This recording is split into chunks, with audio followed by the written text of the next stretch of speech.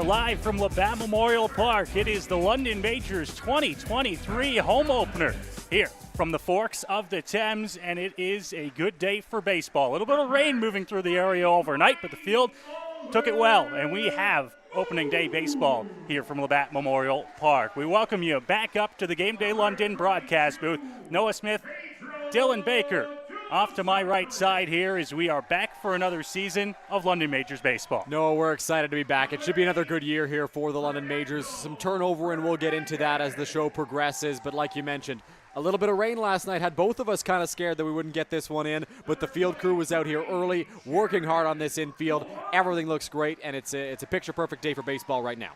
The London Majors, their second game of the regular season here, and they'll look to try to turn the tides a little bit and get into the win column for the first time. Good crowd on hand here, and of course they get to see the Majors, back-to-back IBL champs, on their home field for the first time this season. Yeah, last week the Majors were in action against the Toronto Maple Leafs at Domenico Field at Christie Pitts, and the Majors were up 4-0 going into the bottom of the 8th inning in that game, and then lost it 5-4 to the Maple Leafs, which got Toronto off to a good start to the year and left the Majors with a frustrating taste in their mouth. They get to see that same opponent just under a week later, so a chance at redemption here for the Majors early on in the season in this game. You know they'd love to win this one, especially against the opponent they faced the last 2 seasons in the Intercounty Baseball League Finals. Back for another season is Mr. Cleveland Brownlee. You see him entering there on your screen now. Big applause from the hometown crowd. It's one of those things, Dylan, in the offseason. Will Cleveland Brownlee return? He got his title in 2021, and he got a second one, and he's back again for the love of the game. You know what? Last year, Cleveland Brownlee had a career renaissance. He had a fantastic season for the Majors in 2022. He set career highs in certain categories. He was among the offensive leaders in the Intercounty Baseball League. There was no reason for Cleveland Brownlee not to come back this season. So much success on the diamond last year, repeating as a champion. A great year for Cleveland Brownlee. Understandable as to why he'd want to be back in the Majors pinstripes for 2023. And as we mentioned, there is a lot of changeover with the London Majors this season. We'll get to all that, believe us, throughout the course of the baseball game and throughout the course of the start of this season. We'll get to some of those new players. We'll get to see who the London Majors are going to be putting between the lines here in 2023. Yeah, if you look at this Majors starting lineup tonight, and we'll mention it once they come up to hit, there's a lot of new faces. You think of a guy like Eduardo Diolio behind the plate. Last year, the Majors had a really great import crop. They had Jose Arias on the mound, who absolutely dominated. He was stellar, but he's not back. They had Robert Mullen behind the plate, who was a candidate for league MVP. The best hitter in the league. He won the award last year. He's not back. They've got Eduardo Diolio, who's now behind the plate. They're going to look to him to provide some of that offensive production that we saw from Robert Mullen. They've got Starling Joseph back, and on the mound today, Abdiel Velasquez, who came in as an import pitcher this season. Dylan, not just new members on the London Majors squad. We have some new members on the Majors TV squad as well, and with that, we'll take it down to field level with the third member of our crew, Jaci Solomon, who will be giving you some insight from field level all season long. Thanks, Noah and Dylan. You know, the Majors will open their season on Sunday, and now they return here to Labatt Park, the oldest ballpark in the world. As you guys said, you know, they take on the Maple Leafs on Sunday, and they're going to want to get this win today. You know, we're seeing a lot of familiar faces like Cleveland Brownlee and Owen Boone this afternoon, but also a lot of new faces. I was talking with Roop earlier this morning, and he's really excited for what this season has to entail. With that, we'll send it back up to you, Noah and Dylan, in the Game Day London press box. Thanks, JC. As we get set and ready for opening pitch here on the London Majors 2023 home opener, it's time for anthems. Baseball is next here on Majors TV. I want to ride this pony, but I suffer from low E. Millions of people are suffering from low energy, commonly known as low E. Low E has hurt my performance in the bedroom. I haven't been able to make the bed in years. Now there's hope. Planet Fitness replaces low E with Big E, which keeps you energized and glowing all day. Simply join through the free PF app for only $15 a month. Planet Fitness is a proud partner of your London Majors.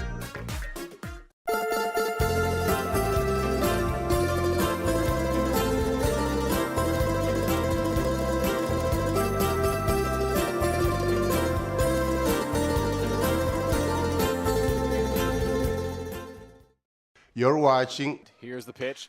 Joseph drills it to right center field. That ball's going back to the warning track, to the wall.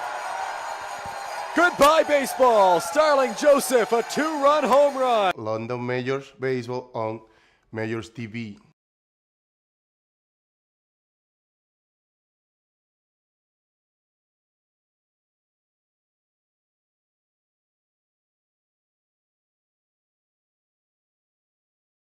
Go beyond the scores and get to know the athletes who call the Forest City home. Joseph crushes one. Game Day London brings you in-depth stories and conversations about London's major teams and the athletes. Whether it's in the rink with the Knights or on the field with the Majors, Game Day London has you covered from the start. For fresh and engaging sports coverage, visit GameDayLondon.com, a proud sponsor of MajorsTV.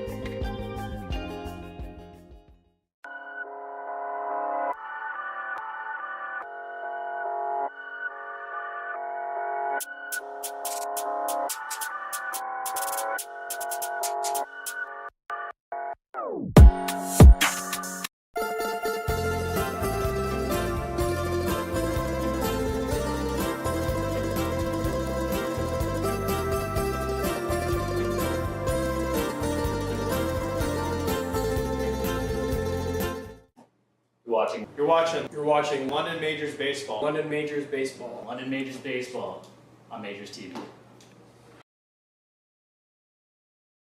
We are back here at Labatt Memorial Park. The anthems have been sung. Baseball ready to be played. Noah Smith, Dylan Baker up here in the Game Day London broadcast booth as the Toronto Maple Leafs in town to take on the London Majors. Should be a good contest here today, Noah, as they are doing the trophy presentation here at field level right now with the new commissioner, Rube Chanardat, Scott Dart, out there as well. You get a look at the trophy on your screen. The Majors have been able to bring this thing home 2 seasons in a row. They'll be looking for a three-peat this year, but the road to get there is going to be a tough one. Lots of improved teams in the Intercounty Baseball League this season. Always is. The offseason is interesting, no matter if it's major sports or here in the IBL. Lots of movement between teams, and as we work our way through opening week here in the first week of baseball games, we get to see a lot of new faces in a lot of new cities as well. So it's going to be an exciting road to the IBL title here in 2023. The Majors, of course, hoping they're right in the mix again this year, but as we have said so many times, and we'll say so many times here in this home opener and throughout the course of this game, it's a long road, and it starts here at Labatt Park on this Saturday afternoon. Yeah, not the usual Friday night, something that will throw many a fan for a loop here. Yeah, so these early season games were scheduled on weekend afternoon dates because the plan was to renovate Labatt Park and get some new lights in the ballpark. However, the lights did not come in time, so we've got the same ones we had last year here at Labatt Park, and this was built in as a buffer in case the lights weren't quite ready in time, but now they're not coming at all. So back to Friday nights at the beginning of June. But for now, this week and next, we've got some afternoon baseball for you on MajorsTV. Well, absolutely. And you look around, there's so many people that were saying, hey, maybe throw in an afternoon game every once in a while. I can get the kids out. They can stay for the whole game instead of leaving the ballpark at 10:30 or 11. So this is a good way to start the season. And, hey, May 2-4 long weekend as well. Lots of fans out here to take in the Majors and Maple Leafs here on this Saturday afternoon. There's the trophy presentation. Scott Dart down there, Majors co-owner, raising it to the fans once more. We're told as well, Dylan, that the championship rings that they were hoping were going to be here for the home opener have not yet arrived. So that's another thing we're going to have to wait, I believe, until next weekend to get to see the look here at the 2022 championship rings. Yeah, as far as I know, as far as we've heard, the rings are going to be here next weekend, and we can have the ring ceremony before Sunday afternoon's contest next week here at Labatt Park. But for now, it's just the trophy presentation. Well, it looks like that is wrapped up, and we are just about ready for baseball here and for the London Majors to take the field. But first, it looks like a quick ceremonial first pitch.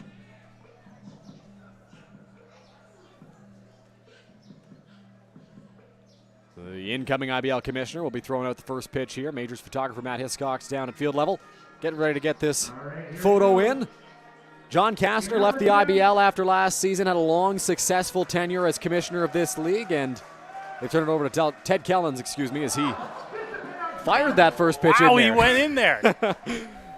He gave it everything he had, that's for sure. There was no laying up on that ceremonial first pitch. Rifled it in towards home plate. Ball one to begin the game, but we are just about ready to go here at Labatt Memorial Park. Another gorgeous shot. We'll get to see a whole lot of those throughout the course of the ball game. One of the many improvements that we've got the chance to take in here at Majors TV for this 2023 season. One of the things that we heard in a lot of feedback after last season was you guys need to get yourselves a center field camera. And, well, this season we've got one, and we've got a moving camera as well. We're really excited to show you all the upgrades that have been made to our broadcast. The Majors are ready to take the field. And we are set and ready to go here for the home opener. And with that, probably a good idea to take a look at the starting pitcher on the mound for the London Majors this afternoon.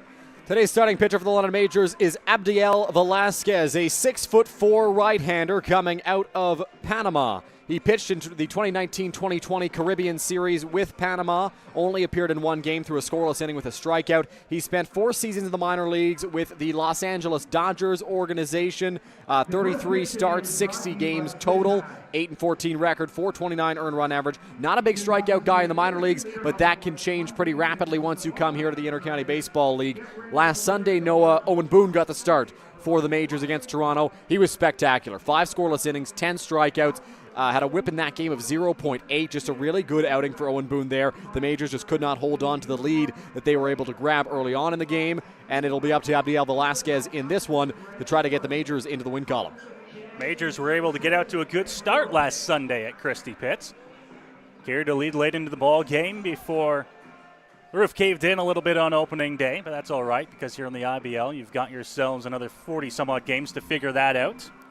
But for Rob Butler's squad, the Toronto Maple Leafs' new manager, they had a great showing in that first game. Came back when it mattered. They were able to capitalize on a good situation that they were placed in that contest last Sunday at Christie Pitts, and a big win. But then on Thursday, they were in action in Barrie, and they blew a lead of their own. They were up big going into the late innings against the Barrie Baycats, and Barrie was able to claw back into that contest and win that game on Thursday in their home opener at Vintage Throne Stadium. So the Leafs are 1-1 on the year now. Starting in that game for Toronto was Zach Sloan. He went 3 2/3, allowed 4 runs, 3 of them earned, and then it was late in the ball game that Adam Mara allowed 5 in the 9th for a walk-off for the Barrie Baycats. Ryan Rio delivered the game-winning blow. Velasquez looks like he is ready to go, and so are we here on this Saturday afternoon. About 13 degrees, overcast afternoon. Feels a little bit colder than that here in London. The wind kind of blowing from right to left field from the foul poles, maybe a little bit out at times as well. As we get ready to go, Velasquez ready on the mound to begin this ball game. And the first pitch will come inside. We are underway here. First pitch at 1:15. Jose Vinicio into the batter's box for the Toronto Maple Leafs. Came over to Toronto last season, had a very successful year at the plate and particularly in the field. He took his game to another level in the playoffs, hit .333 in that Leafs run to the finals. Comes inside again. Back-to-back pitches on the inside of Vinicio, and the count moves to 2 balls and no strikes. Velasquez in the warm-up pitches, not sure if you saw it on your screen there, but he was a little erratic in his warm-ups. A couple went to the backstop, so we'll see if he can settle in right here, get the nerves out of the way, and get going for the Majors. Pitch number 3 is outside this time, missing the zone by plenty, and it's 3 balls and no strikes here to Vinicio, the leadoff man. Vinicio's a guy who's been in professional baseball a while. He was kind of toying with Velasquez there, trying to get him off his game, squaring around to bunt quite a bit. Just trying to mess the mind. Velasquez looks, grabs his sign, and delivers, and he's going to miss 4 straight to start the ball game. And Vinicio is aboard with a leadoff walk. So leadoff base runner, and I talked about Vinicio at the plate and Vinicio in the field. On the base paths, he is a threat. He stole 27 bases in 37 games last year for Toronto. He did not get thrown out very much, so having him over at first base, huge asset for the Maple Leafs. We'll see if they put him in motion here. On the young season, 3 stolen bases in 2 games, so he's kept up that speed. And that brings Justin Mara to the plate, a guy that you don't want to see with runners on. Mara, a dangerous hitter, back in the Toronto Maple Leafs uniform. And the first pitch to him is going to catch the zone. So there's the first strike of the ball game. Count moves to 0-1 here on Mara.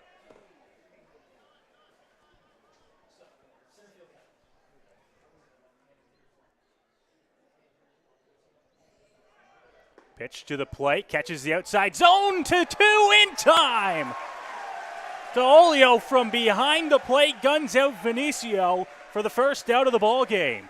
That'll get the crowd into it. Eduardo D'Olio, a great throw to second base. The tag placed perfectly on the hand of Jose Vinicio as he dove in head first, and that erases the base runner. And to boot, Velasquez up 0-2 in the count.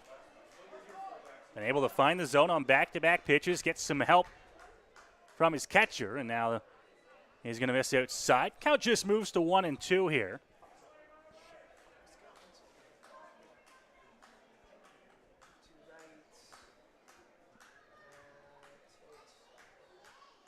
Ready Velasquez again. The leg kick from the righty delivers outside for ball 2. Bit of an aggressive fall off the mound there for Abdiel Velasquez, just trying to get his feet underneath him right now. You can see it on your screen there. The third baseman, Tommy Reyes-Cruz, shifted way over towards shortstop. Keith Candell more up the middle as well. The Majors know the tendencies of Justin Mara, a guy who's been in the league for a long time, and they're trying to play him to pull here against the big right-hander. Velasquez ready inside. So he got up 0-2 on Mara, and now he misses with 3 straight. Count moves to full with 1 gone here in the top half of the first inning from Labatt Park.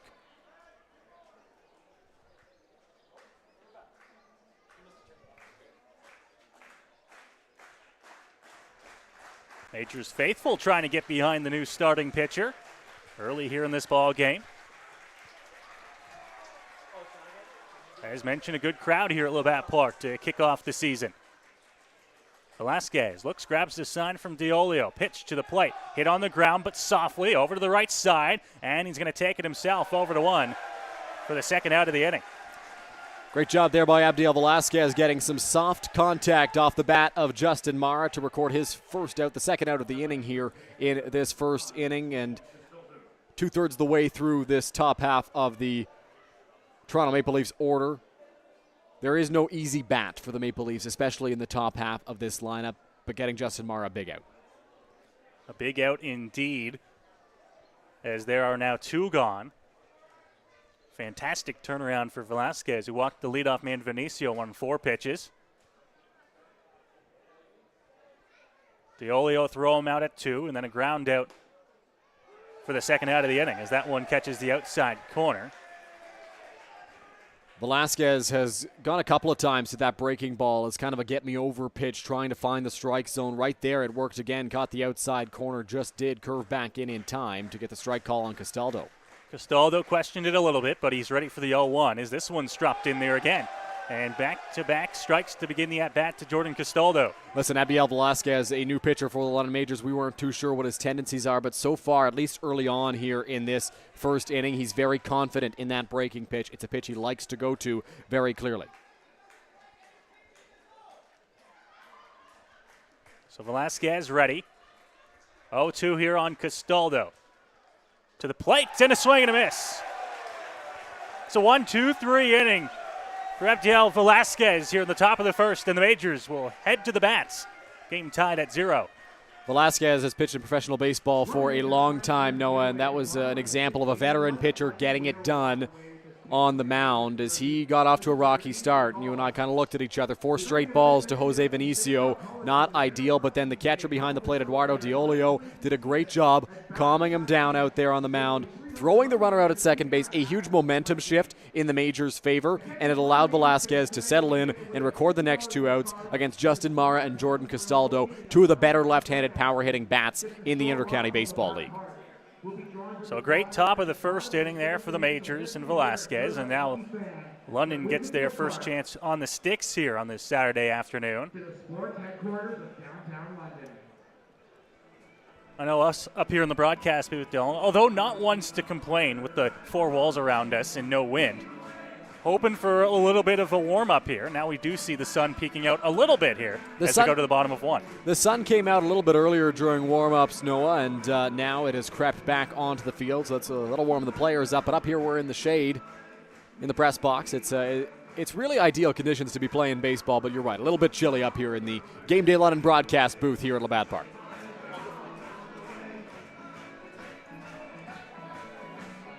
And the crew up here in the press box doing a good job trying to get the fans into it early. Heave Away has quickly became one of the most popular in-stadium, in-arena songs in the nation. After the World Junior Hockey Championship this winter, where it was the goal song for Team Canada, Heave Away's become quite popular, and it's getting the fans here at Labatt Park pumped up.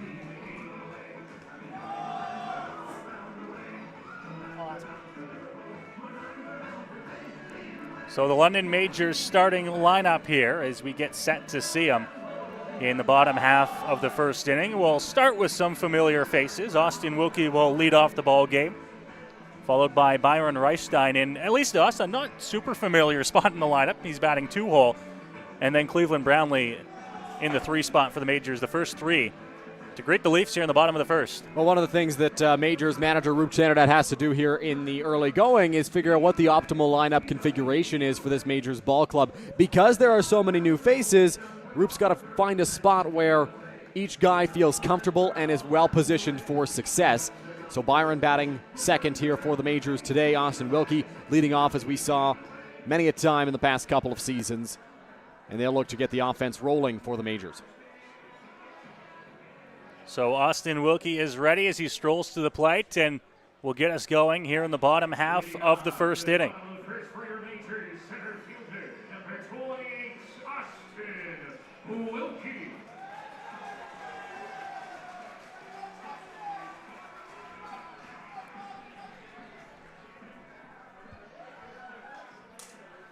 So Wilkie ready here as we get set to begin this bottom half of the first inning.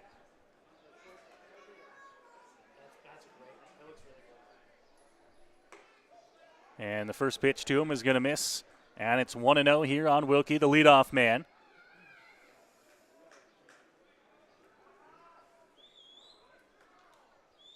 Pitch to the plate is going to be upstairs.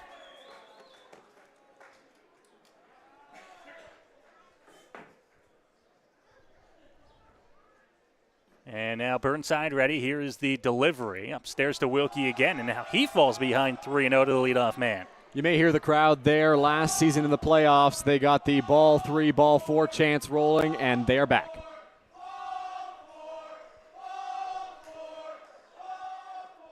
Pitch to the plate is not ball 4. It's there for a strike. Burnside back into the count here now at 3-1. As the sun peeks out, the wind shifts direction slightly. Here's the 3-1 pitch upstairs to Wilkie. And they're going to say that might have got him. So Wilkie is aboard nonetheless with a leadoff man aboard here for the Majors. Both teams began the offensive part of their innings with walks as Austin Wilkie reaches base. They'll say it was a hit by pitch, so he will get aboard on the hit by pitch right there. But the Majors trying to get the offense going here, get some runs on the board early against Ryan Burnside, who's an intriguing player because he's a two-way guy. He played last season with the Hamilton Cardinals. He's played his entire IBL career with Hamilton, 2021 and 2022. On the mound last season, got into 1 game in the regular season, 2 games in the playoffs for Hamilton, now a member of this Toronto Maple Leafs squad. And that ball's going to get away from the catcher, Wilkie, with a big turn, and he's going to head to 3. The throw is into left field. Wilkie's big turn, he falls down, and he's going to be caught. Now to home, he's caught in a rundown. Wilkie is tagged out. An aggressive turn from 2. He had third easily, but the big round on the throw that went just to the edge of the outfield grass got him caught. So both teams start with a walk. Both teams start with a runner caught on the base paths. And Austin Wilkie right there did a great job of making it to third base. A real aggressive play, and that's kind of what you want to see from a Majors ball club that needs to score some runs. But then right there, he didn't account for Jose Vinicio being behind John Salazzo at third base to cover that throw. Thought it was right into left field as that one misses high. And that's what ended up costing the Majors an out there. A pivotal play, really, because he could have been in scoring position with nobody out for the heart of the order. And now Reichstein into right field. Base hit for Byron Reichstein. Would have scored Wilkie with ease, but now he's on with a one-out single. That's what Byron Reichstein is able to do. He can drive anything into the outfield at any given moment, was able to take that pitch in the hole. And had Wilkie been on the base path, that's an easy first run for the London Majors, but unfortunately, just not how it worked out. Well, and Dylan, we talk about the grounds crew here at Labatt Park. They do a fantastic job, but something you can't really control is how wet the grass is. And you got to wonder if Austin Wilkie there, when he made that big turn, it was the grass that he slipped on. If it was maybe just a little bit moist still here as we work our way into the early afternoon hours. So Cleveland Brownlee will come to the plate. Longtime London Major back for another season here.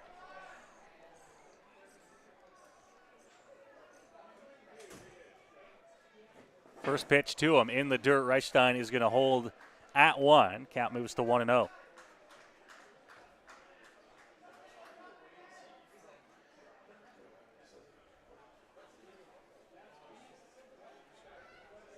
Burnside with a quick check to Reichstein. Not a big lead over at first base. And now it's popped up in the air. Shallow center field. Out is Vinicio a long way into center, and he's there to make the catch. That is the defensive prowess of Jose Vinicio on full display. The center fielder out there for the Toronto Maple Leafs, Ryan Santos, was way out into center field because he respects the pop that Cleveland Brownlee has, and that didn't allow him to come anywhere near that baseball. Vinicio was probably halfway to the fence in the outfield. He got way out there, and he was able to make the grab. A confident guy defensively. His teammates have a ton of trust in his abilities, and he was able to rein in that pop fly right there for the second out of the inning. It's really the only choice you have when Cleveland Brownlee is at the plate. You got to play in deep, and for Vinicio, is a long way to range. Is this one? Diolio right back to the mound. Burnside with a shovel to 1 in time. And the Majors go fairly quietly here in the bottom half of the first. No score here at Labatt Memorial Park after 1. You're watching London Majors baseball here on Majors TV. Here we go. Believe me, you've never heard a talk show like this. I'm sleeping with Joe Carter. By the way, Joe did not touch them all. Yeah, I have to say, your voice is fantastic. Meet Smitty. Listen, I'm the brains here. And Mitty. And I'm the good-looking funny one. This is the Smitty Mitty Show.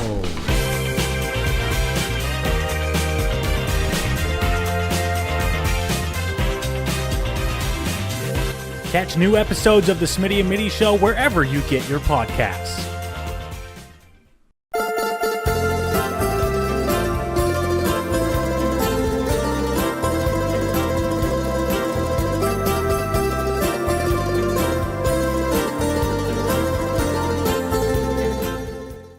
You're watching London Majors Baseball on Majors TV. Back inside Labatt Memorial Park here on this Saturday afternoon as we head to the top half of the second inning. Good look at the third base grandstand there as the crowd here taking in this home opener in 2023. Never good at the numbers game, Dylan. Crowd estimates anywhere from, 1,500 up to 2,000. Yeah, I'd say that's about right, Noah. A pretty decent crowd on hand here at Labatt Park to cheer on their London Majors. Lots of fans in attendance. You think the rain probably scared a few people away, just unsure whether it was going to creep back into the forecast and have an impact on this game getting played. But a good crowd on hand to watch the first home game of the 2023 season for the London Majors. Long weekend, a lot of folks away as well, so we welcome you in if you are tuning in from out of town this weekend. London Majors, Toronto Maple Leafs, no score after 1 inning complete here. Good pitching from Velasquez and Burnside in the first.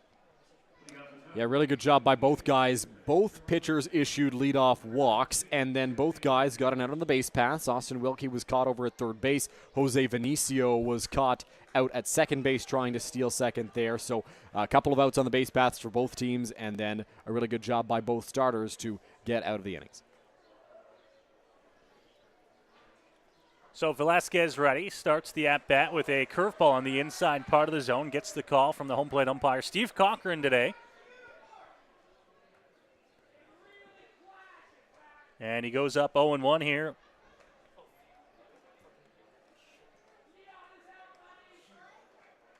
Velasquez ready again. Curveball, this one missing low in the zone. A good pitch for Velasquez.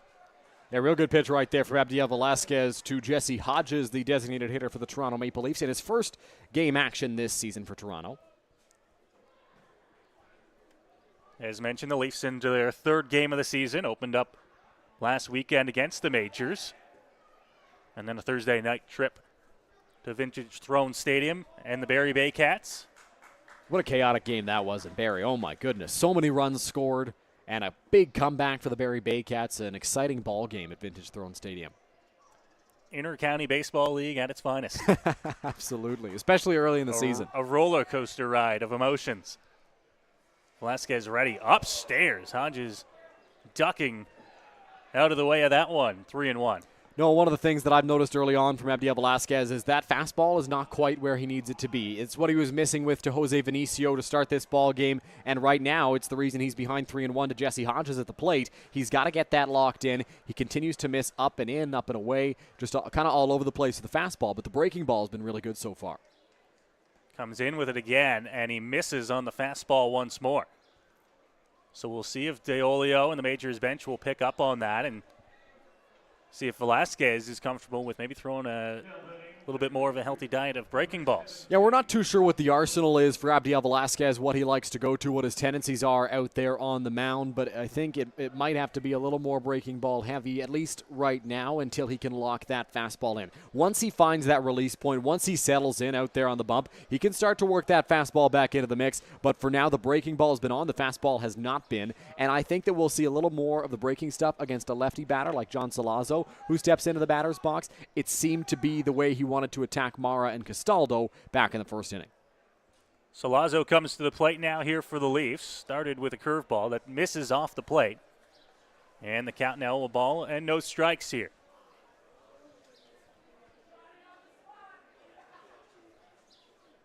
Leafs with a base runner to begin the top half of the second inning.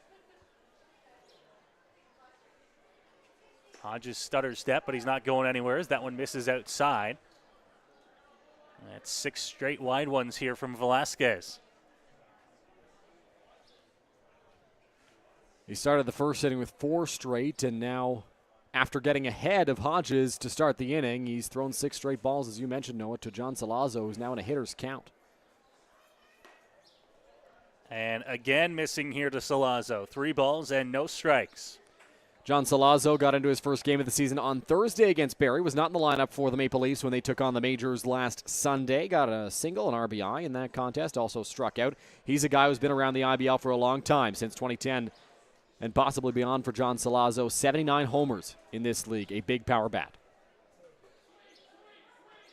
And outside again. So Salazzo aboard. Back-to-back walks to begin the top half of the second inning here. DeOlio will ask for a new ball and time to go talk to his starting pitcher. Yeah, smart move here for Eduardo DeOlio. 8 straight balls for Abdiel Velasquez out there on the mound right now, just not quite getting the calls. And when you are missing like Velasquez has been, you're not going to get any favors from the home plate umpire. You have to come and throw really a perfect strike. He's got to do that against Greg Carrington now for the Toronto Maple Leafs. 2 guys aboard, Hodges at second, Salazzo at first. Guys who aren't really known for their speed, but definitely solid base runners out there for the Toronto Maple Leafs.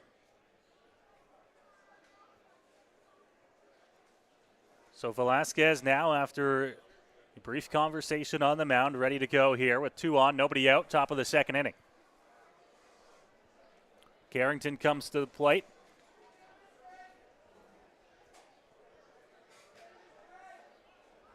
Squaring around to bunt, but pulling back as the curveball catches the zone. And once again, it is that curveball to catch the zone. And I think that might have been the message from Eduardo DeOlio when he went out there to the mound, kind of saying, hey, let's go with the curveball a little bit more here because the fastball right now just not working. Majors infield protecting against this bunt. Reyes Cruz and Kane McGee over at first base, both in well on the grass. Not squaring around this time is Carrington as the pitch misses low. To be completely honest with you, I don't think he had any intention of bunting that first pitch. I think it was more to try to throw off Velasquez on the mound, try to continue that streak of balls. The infield has gone a little further back now, especially McGee over at first base. Still kind of weary of the bunt. Back to the edge of the grass. McGee Reyes Cruz as this one is hit into left field, and this one is going to maybe score a run to the plate. DeOlio with the tag, not in time. as Hodges in to score. A throw from Starling Joseph out and left. It looked like he was going to score easily, but that play became close real quick. Yeah, really good throw by Starling Joseph, the Majors left fielder, on that hit from Greg Carrington. Joseph kind of approached it in a bit of a strange manner, caught it off to his side and back a little bit, had to contort his body to get that throw to the plate, but it was a strike fired to Eduardo Diolio. If that was a little bit earlier, they get the out, but Hodges a good slide as well at home to get around the tag. Leafs' first hit of the ball game scores a run, and they have the 1-0 lead. Still nobody out here on the top of the second. Velasquez to the plate, blocked by Diolio as it's in the dirt. 1-0.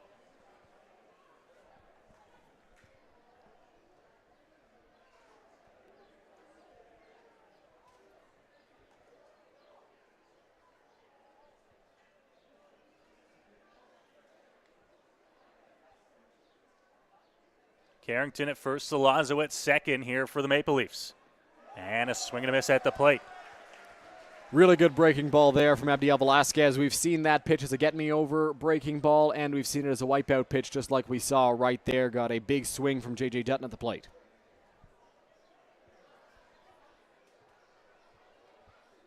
So Velasquez now back into the count, even at 1-1. Grabs his sign, quick look, back to 2. Curveball again, this one chopped, but foul down the third base line.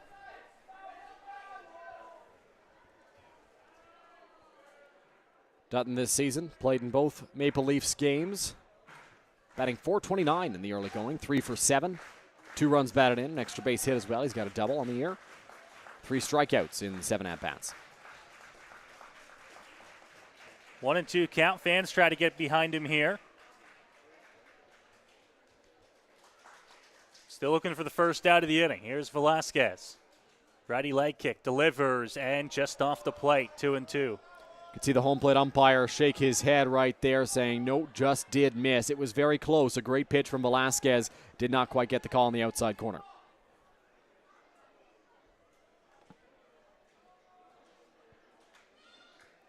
So now a 2-2 pitch coming.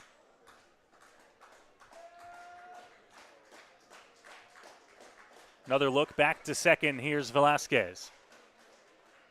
And a swing and a miss.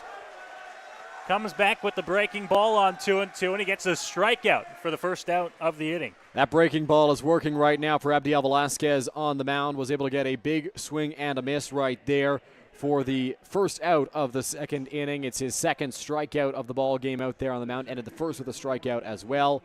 Now better positioned to try to get an inning-ending double play ball. The Majors will position themselves for that situation up the middle.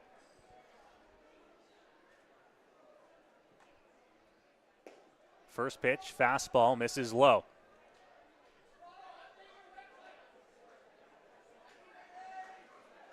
Falls behind again here. Now one good pitch away from possibly getting out of the inning.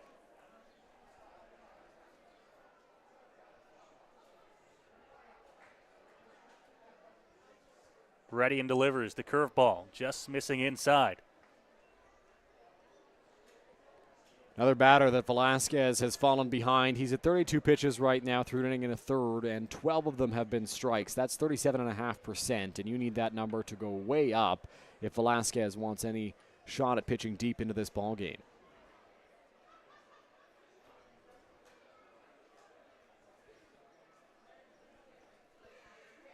Comes ready here on 2-0, and that one will miss outside. Can't quite find the zone here, and it's 3-0 again. A lot of pitches here in this second. Yeah, Velasquez up to 33 now after that last offering. In the first inning, he only threw 13, now up to 20. 6 of them have been strikes so far in the frame.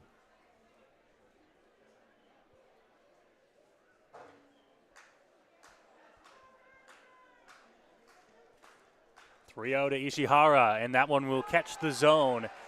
3-1.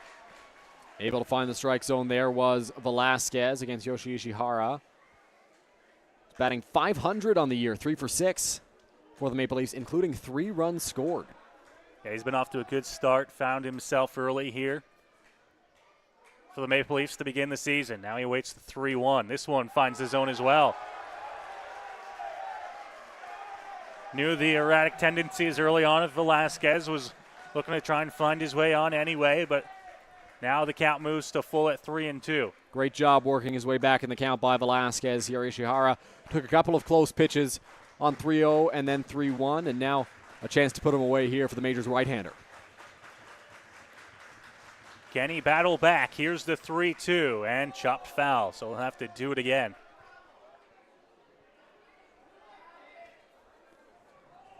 Well, if the goal for the Maple Leafs was to get into this Majors bullpen early, they're on pace to do that. Just with the amount of pitches that Velasquez has had to throw in this inning, they are making him work. Only one hit in the frame. It's been the walks and the foul balls that have been the problem for Velasquez so far.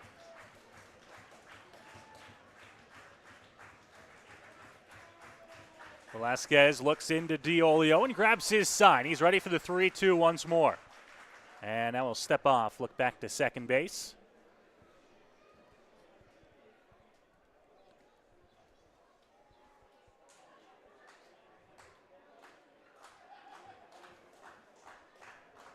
Once again, Salazzo at second, Carrington at first. There's now one gone here in the inning. Here's the 3-2. This one hit high in the air, left field.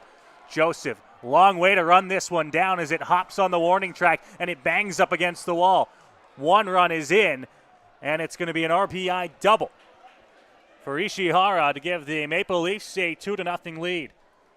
Boy, oh boy, I thought that one had a shot of getting out of the ballpark, Noah, but it bounces up against the warning track and hits the fence right near the Thomas Roth sign in left field. Starling Joseph did a good job tracking that baseball, but he was kind of shaded towards left center, almost in an opposite field approach for Yoshi Ishihara at the plate. He had a long way to run to that baseball, nearly came up with it, got a good strong throw in there as well, but not quite in time. Greg Carrington had to stay over at third base. He had to wait for that ball to make sure it got down, to make sure Joseph didn't catch it. So now it's two runners in scoring position for the Maple Leafs versus a run coming in to score on that last play.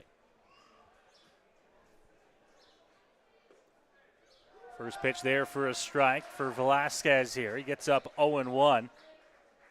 DeSantos, a couple of runners in scoring position here for the Leafs. Already a couple across here in the top of the second.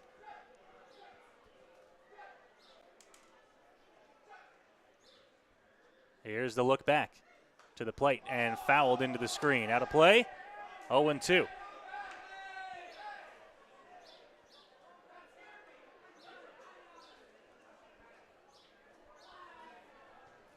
Majors at this point worried about getting outs where they can. Not protecting any runs here with just one gone here in the top of the second. Ishihara at second, Carrington at third, one gone. 0-2, Velasquez, and it's outside.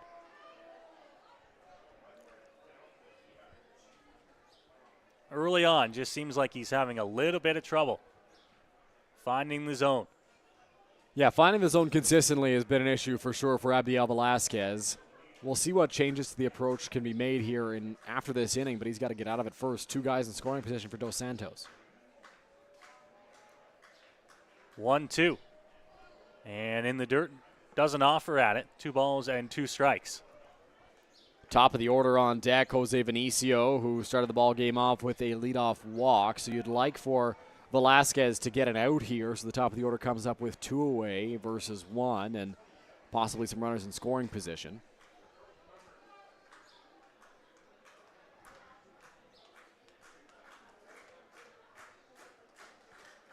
Ready Velasquez again here. 2-2, looking for the put-away pitch, and this one fouled off just past the Leafs dugout down the first base line. Not a bad pitch there from Velasquez, but another pitch wasted by the Toronto Maple Leafs. Dos Santos able to foul that one off and stay alive in the batter's box here. As the ball boy gets a cheer as he runs across the field. Majors fans trying to keep the spirits high. An early 2-0 deficit. Velasquez trying to make sure it doesn't get any worse here in the top half of the second. Here's the pitch to the plate. Fouled off again. Great battle going between DeSantos and Velasquez. That is now 30 pitches in this second inning for Abdiel Velasquez. He's only recorded 1 out in the frame. The strike percentage has gone up now up to 46.67% in this inning, but still not where you want it to be. Looking to find that put-away pitch against Dos Santos, who's proving to be a tough out.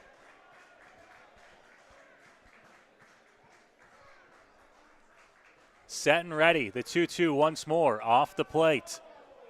So the count goes to full.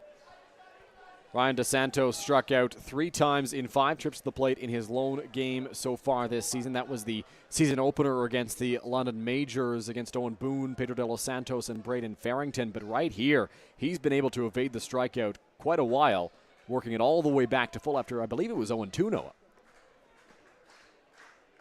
Looking to try and get on, and a swing and a miss. Velasquez wins the battle. 2 gone here after the strikeout.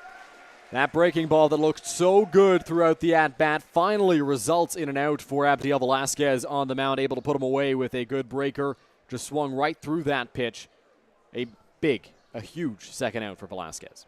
Big second out, and now we get back to the top of the Toronto Maple Leafs order, and Jose Vinicio. Saw just 4 pitches, walk to begin the ball game.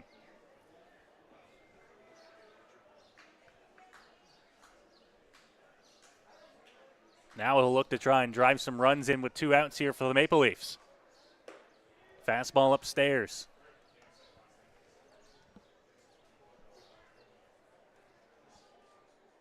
Velasquez moving his hand after that last pitch, almost like he doesn't have great feel of the baseball right now. It's a little chilly down at field level, not quite icy conditions.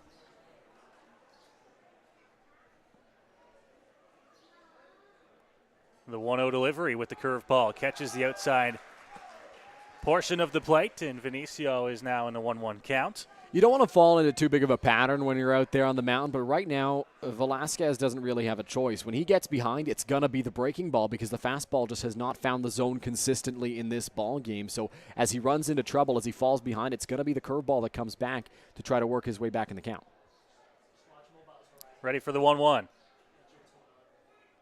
Curveball again, strike again, and it's 1-2.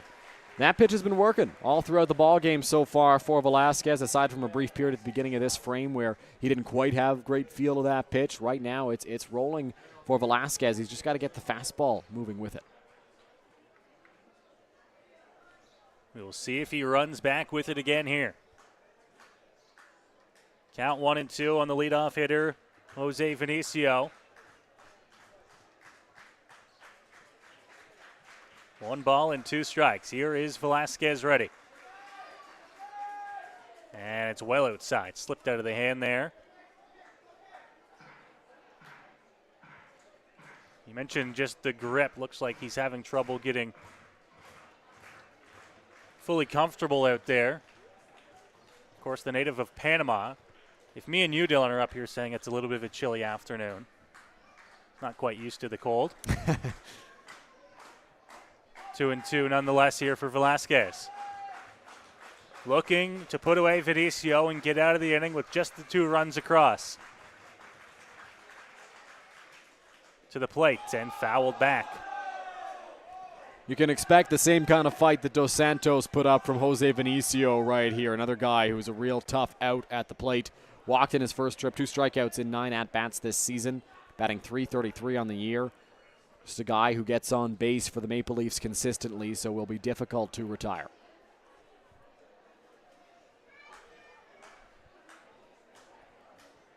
Vinicio looking to find a way to extend the inning here for the Maple Leafs.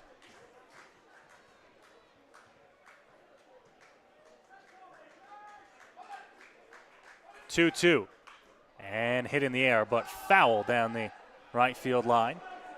That was a long foul ball, Noah, but if you're Velasquez on the mound, you can't think of that as anything more than just a strike in the box score, right? As that one was driven down the line by Vinicio, but he was way ahead of that pitch, and it was well executed by Velasquez. Just didn't quite get the swing and miss that he was looking for. Going to try to put him away. The Leafs have put up a great fight so far in each of the last 2 plate appearances. Pitch count continues to climb for Velasquez here in the top half of the second inning. The righty deals, and Vinicio, who just won't go away, fouls it off again. Noah, here's a number for you. The next pitch that Abdiel Velasquez throws will be his 40th of the inning. 53rd of the ball game on the next offering to Vinicio.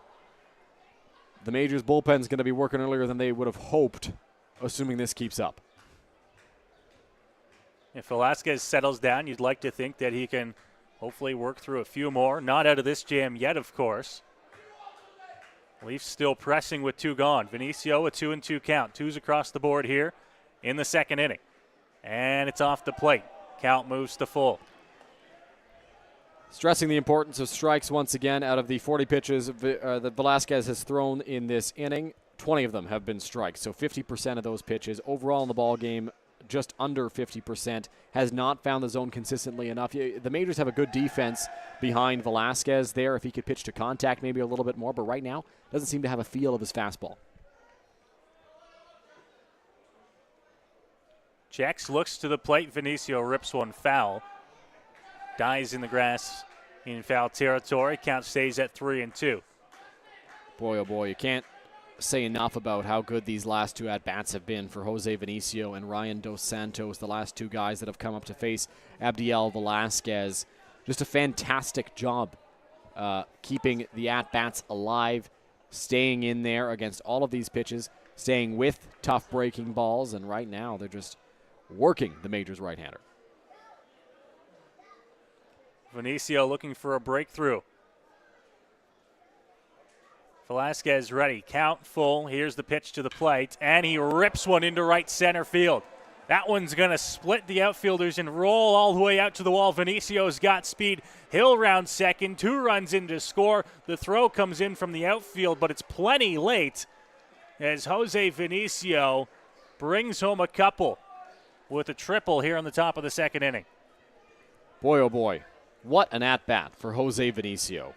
He stood in there against a ton of pitches from Abdiel Velasquez and ripped one into right field all the way to the wall. Byron Reichstein has a very good arm out in right, but no chance at getting Vinicio at third base with the speed that he's got. You see on your screen there, Majors pitching coach Brent Wales out to the mound to talk to his right-hander.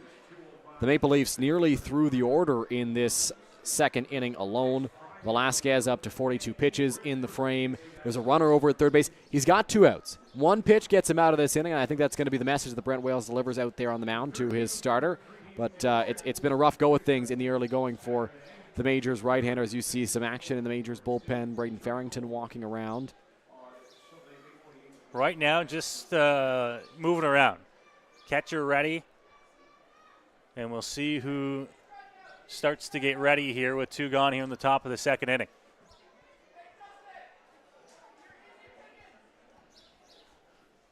Vinicio is at third after the triple. Leafs up 4-0 here in what has been a long top half of the second inning. And the pitch to the plate called a strike here on Mara. Fastball that got over for a first pitch strike. That's what you want to see from Velasquez. He was able to paint the corner right there with a good heater. Four runs on 3 hits for the Maple Leafs here in the ball game. Majors looking to get out of this top half of this second inning as that one's called the strike. Mara, a little bit of a shake in the head there. That one caught the outside corner according to the home plate umpire. Looked like DiOlio did a good job bringing that ball back. Seemed to be off the plate from up here at least, but no better vantage point than right behind the plate like the umpire's got. 0-2, Velasquez to the plate. This one popped up. Foul territory. Long run coming in, and the catch made. A good 50-foot jog in from third base for Reyes Cruz, who makes the final out of the inning. Great play over there by Tommy Reyes Cruz, charging in from third base. I'm not sure he saw it off the bat, Noah. It got really high up there from Justin Mara, and he was able to track that one down, falling over to make the grab out in foul territory. So the Majors get out of the inning, but the Leafs score 4 and a 4-0 lead heading to the bottom half of the second inning. We have a new segment on the show here. This is called Roop's Report, and Jaci Solomon had a chance to check in with Roop Channerdat prior to today's game. Welcome, fans. I'm Jaci Solomon. I'm here with Roop for the Roop's Report. Roop, let's start off nice and easy. How are you feeling about this season? You know what? Always excited. Anytime you're at Labatt Park, home opener, back-to-back champions, it's exciting to start the year. There's lots to do, but we're always excited to be here and, ready to go. You started opening your season on Sunday against the Maple Leafs. They're back here at Labatt Park this afternoon for this afternoon's game. You fell short of one run. What are you looking to do different this afternoon?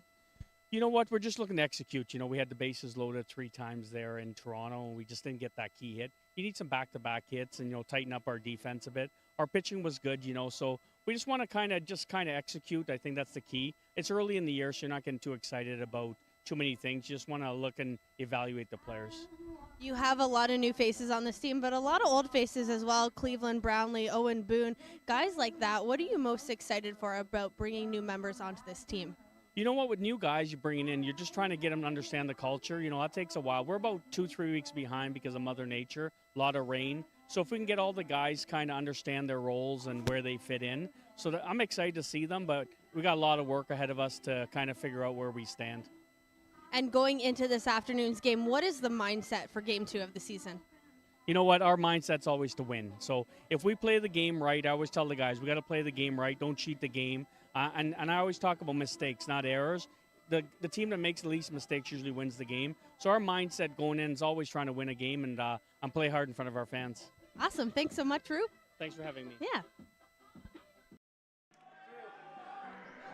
Jaci Solomon checking in with Roop Chanodad on what they deem Roop's report here on this Saturday afternoon. And we heard there in that interview, Roop talking a lot about the importance of just playing their game. It could be a little bit of a different look here this season, at least to begin the year for the London Majors, and it's important to kind of just stay within what you have. Yeah, I'm looking forward to seeing more of the Roop's reports throughout the year as Jaci Solomon sits down with the Majors bench boss. It's going to be an adjustment for the Majors this season. A lot of guys who haven't played together before, just trying to get the feel of things in the early going, but Majors fans hoping for another good year from their boys of summer, as Ryan Burnside returns to the mound for the Toronto Maple Leafs.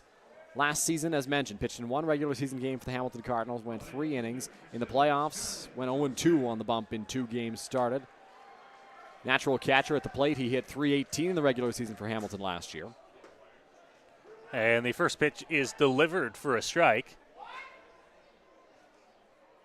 Starling Joseph, the batter here for London to begin the bottom half of the second inning. Pitch inside to Joseph. Starling Joseph, a guy who came in last season for the London Majors, one of their import players, and immediately became a fan favorite. He's got tons of pop, a great hitter at the plate, and he's a fun guy as well, dancing around quite often in the outfield. Goes around at that one. It was up in the zone, but they're going to say the effort of getting out of the way of the ball actually made Joseph go around. Yeah, and it did look like he swung the bat on that pitch, Noah, just because of the way he got out of the way at that pitch. He was tempted to go after it up in the strike zone, seemed to be his kind of offering from Burnside, one that he thought he could drive, and then once he realized it was coming up and in on him, tried to duck away, just not in time. 1-2. This one up in the zone. He makes sure he holds the bat this time. Boy, that uniform is quite dirty already, Noah. He doesn't waste any time getting that uniform dirty, does he? He does not. Quite the reflexes on Starling Joseph as he's gotten out of the way of quite a few pitches. Right there, a breaking ball from Burnside that just slipped out of his hand, it looked like, and came up and in on Joseph. Fastball the pitch prior, but nothing intentional by Burnside. Just pitches up in the zone, and now he comes up again this time around. Majors fans getting on him here. Joseph a little bit slower to get up this time around. Burnside gave him a pat on the chest, said, hey, that's my bad. Now the home plate umpire talking to Starling Joseph, who's looking into the Maple Leafs dugout, a little frustrated here. Early in the season, I don't think there's anything behind that, no, Dylan. And Burnside, of course, right there with the pat on the chest letting him know. It can often be a simple mistake to make, right? If Burnside is thinking fastball up in the zone, all it takes is for that fastball to be 6 inches over from where he wants it to be, which is very doable for pitchers. Yeah. And it's close enough to the head of Joseph that he's diving out of the way. 3-2. This one is going to miss, so Joseph is aboard. Didn't have to duck out of the way of that one with a leadoff walk. Majors will take a leadoff base runner. Joseph will grab the base on balls there. And I wonder, we've seen Velasquez, and we've talked at length about how Velasquez has struggled to throw strikes in the ball game. Now we see Burnside kind of with control issues as well. I wonder if that's something with the baseball, something with the temperature maybe. Talking to Matthew Young, one of our cameramen here with Majors TV, he's telling me it's pretty cold out there, and the wind is certainly a factor, so maybe a hard time for these pitchers gripping these baseballs and getting the feel that they want. Well, it's one of those things. I mean, we've talked about it up here in the booth. We don't get the wind here. We don't get the chance to feel that, and it's still a bit chilly, so you throw in the wind down there at field level, which has calmed a little bit here into the bottom half of the second inning, but at the start of the game was whipping around pretty good. As the pitch fouled off down the third base line, hits the dirt and up against the wall. Count 1-1.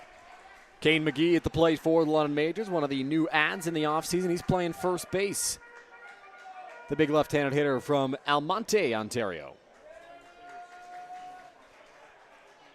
Joseph at one. He's got a lead just about the cut of the grass.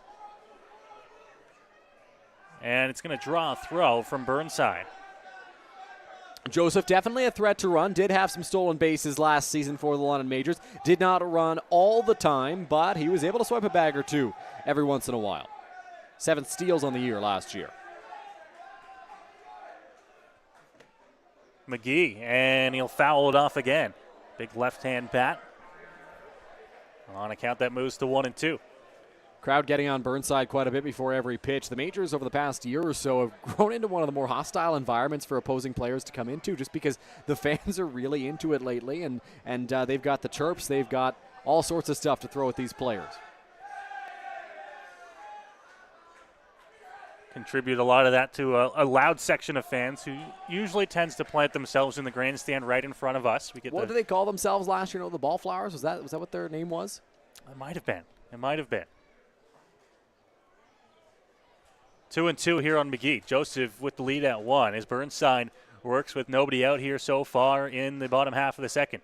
Pitch, and that one's well outside. Joseph will move up easily to second base on a ball that moves the count to 3-2.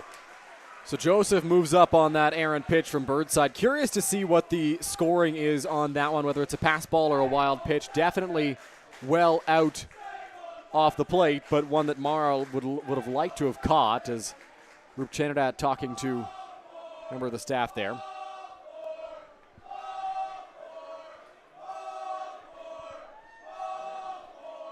Count at 3-2 here on Kane McGee.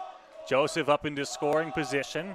Nobody out here in the inning. Majors down 4 early, looking to see if they can bring something across. Here's the pitch to the plate. McGee into left on a line, and the catch made. Positioned perfectly out and left is Greg Carrington. One gone. Hard hit ball there off the bat of Kane McGee, and just right at Carrington, as you mentioned there. Noah, great positioning by the Maple Leafs left fielder, so a big first out for Ryan Burnside. Still with runner in scoring position.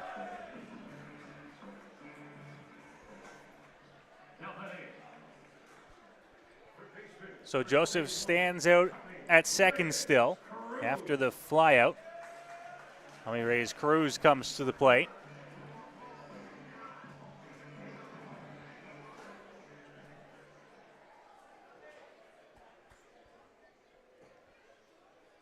Majors finally getting to some lefties here in the order. But Burnside pounds the fastball in for strike 1. Real good pitch there from the Maple Leafs right-hander, finding the outside corner on Tommy Reyes Cruz.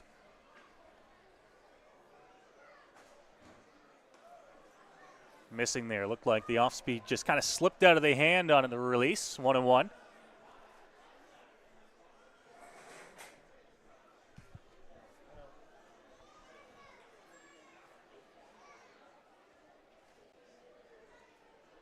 Delivery and fouled back. Reyes Cruz in the lineup for the Majors last Sunday in Toronto. Went 0 for 3. 2 walks, though. Did get on base a couple of times. Struck out once. Native of Montreal.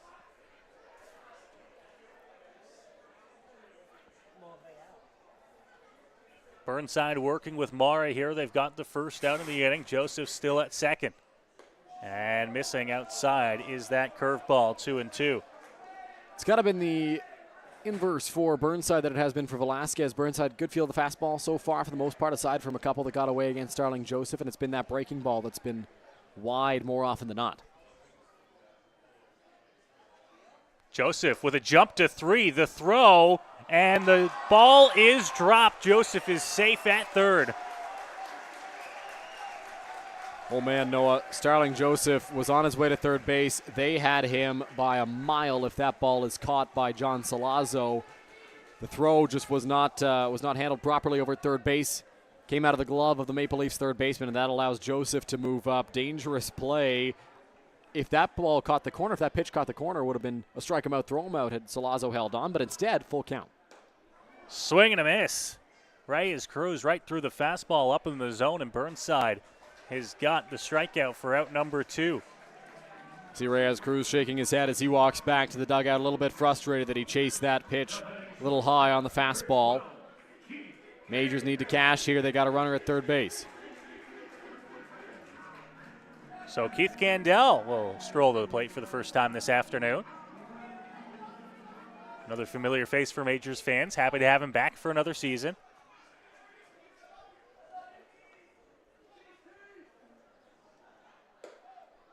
Upstairs, missing his Burnside, 1-0.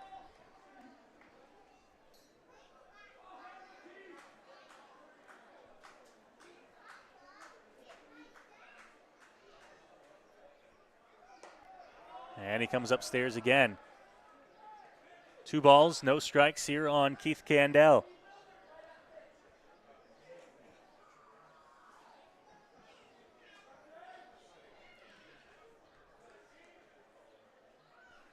Joseph still stands at third, as now the fastball in there for a strike. Keith Candell had a great year for the Majors last season. Hit just under 300 at 297. Hit 3 homers last year, career high. Called a strike on Candell, who has a brief conversation with the home plate umpire. Candell certainly struck out more than he walked last year, but did have his fair share of base on balls, 15 on the season in 2022. And he swings through it, got a piece of it, but it's caught by Mara. And Burnside gets out of the bottom of the second inning after allowing the leadoff man to reach base. Joseph is stranded at third. The Leafs have a 4-0 lead after 2. You're watching London Majors Baseball on Majors TV. I want to ride this pony, but I suffer from low E. Millions of people are suffering from low energy, commonly known as low E. Low E has hurt my performance in the bedroom. I haven't been able to make the bed in years. Now there's hope. Planet Fitness replaces low E with Big E, which keeps you energized and glowing all day. Simply join through the free PF app for only $15 a month. Planet Fitness is a proud partner of your London Majors.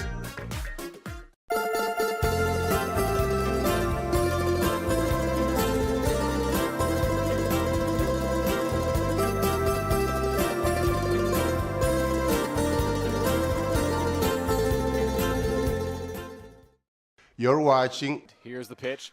Joseph drills it to right center field. That ball's going back to the warning track, to the wall. Goodbye, baseball. Starling Joseph, a 2-run home run. London Majors Baseball on MajorsTV. Go beyond the scores and get to know the athletes who call the Forest City home. Joseph crushes one. Game Day London brings you in-depth stories and conversations about London's major teams and the athletes. Whether it's in the rink with the Knights or on the field with the Majors, Game Day London has you covered from the start. For fresh and engaging sports coverage, visit GameDayLondon.com, a proud sponsor of Majors TV.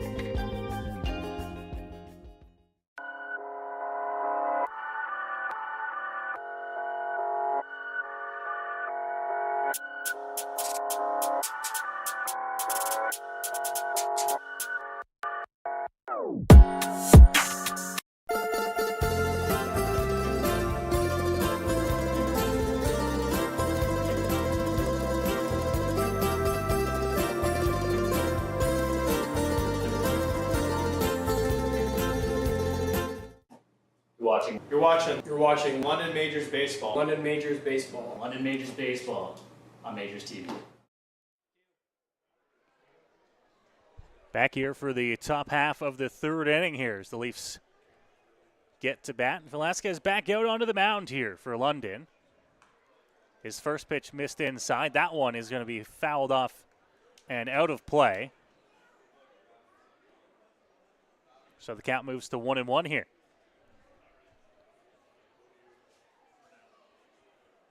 The batter is Jordan Castaldo. So for 1 so far in the ball game. Curveball fouled back into the screen. 1-2 here on Velasquez, who's up over 60 pitches now here in the ball game.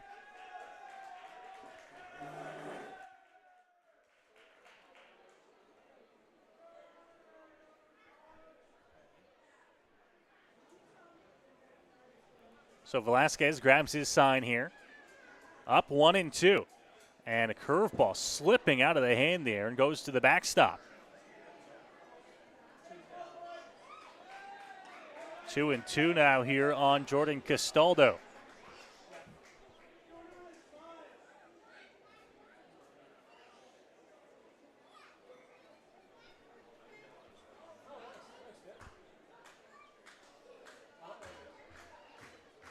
Velasquez ready, 2-2 again to the plate inside.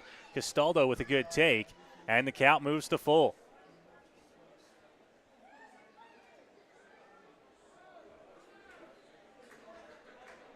Velasquez ran into some issues in the top half of the second.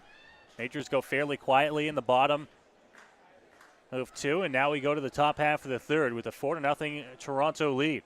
Inside, and Castaldo will be on with a walk to lead off the top half of the third inning. Was able to work it to a full count, but then ended up walking Jordan Castaldo to begin the top half of inning number 3. We'll bring Jesse Hodges to the plate.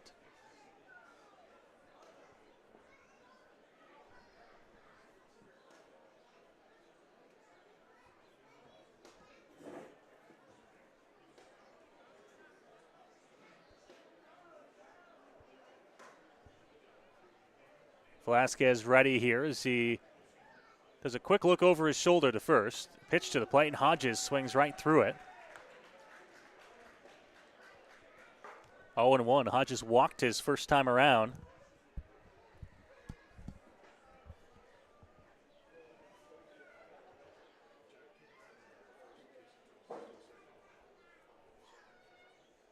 Ready on the 0-1. Here's Velasquez to the plate. Swing and a miss again. Comes right back with him. That time the fastball for a swinging strike. Good pitch there by Velasquez to get the swing and miss from Hodges. Well ahead of him 0-2. Would love to bounce back after the leadoff walk.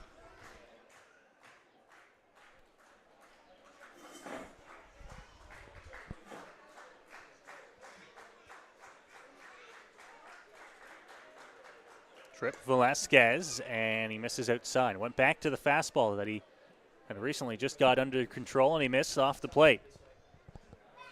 Tried to blow that fastball right past Hodges, and that one just sailed on him a little bit. And with Castaldo taking the lead over at first base. The leg kick delivery, swing and a miss. Hodges down on strikes. The curveball gets him. And Velasquez has out number 1 here in the top of the third. Hodges becomes the 4th strikeout victim for Abdiel Velasquez. He got 2 outs via the punch-out in the second inning, where the Maple Leafs had lots of success offensively. Only Jordan Castaldo did not hit in that second frame for Toronto. And strikeout victim so far, Castaldo was the first.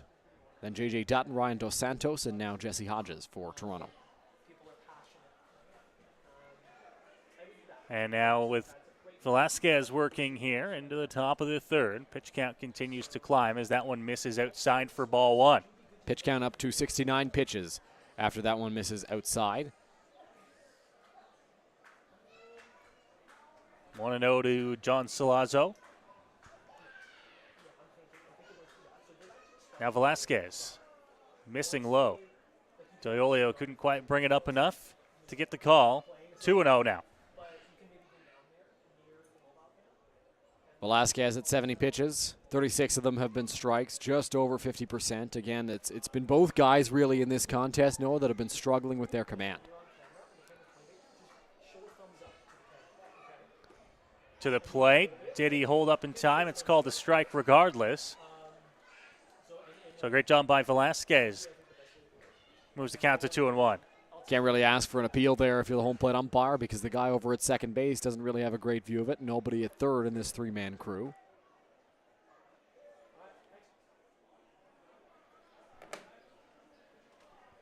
Velasquez looks, delivers the 2-1. Swing and a miss. Salazzo with a big cut at that one, but it's 2-2. Chance for another punch out here for Velasquez if he can get Salazzo. Good job climbing back in the count because oftentimes what we've seen so far in this ball game is when Velasquez falls behind, he stays behind. But right there, fell behind 2-0 on Salazzo and now has clawed back into the count here, 2-2. 2-2 ready is Velasquez. And called strike 3, outside edge. Not happy with it, Salazzo, but he heads back to the Leafs dugout as the second out. This is the Abdiel Velasquez that the Majors were looking for when they signed him, a guy who can get strikeouts left and right. That's 2 straight now in the top of this third inning, 5 so far in 2 2/3 innings of work. So Greg Carrington comes to the plate here for the Leafs, 2 outs. In the top half of the third, settling in after the Jordan Castaldo walk to begin the inning. He still stands at first now with 2 outs.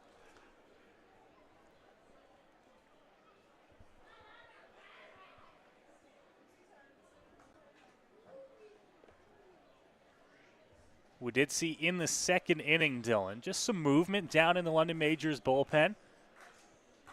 Looks like all of that is kind of calmed down for now. Yeah, it might get going soon with the pitch count for Velasquez, but for now, everything is settled. Inside to Carrington. Count moves to 1-1.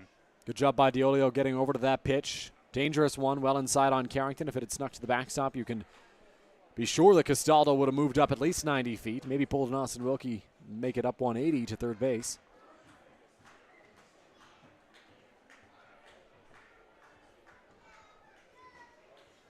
Still with the lead over at first base is Castaldo.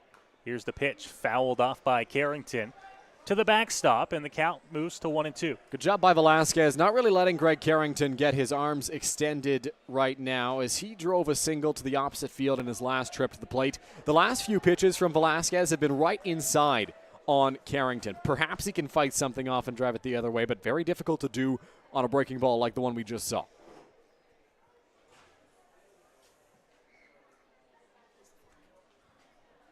Ready now, the 1-1. Here's Velasquez to the plate, and it slips out of his hand. 2 balls and a strike.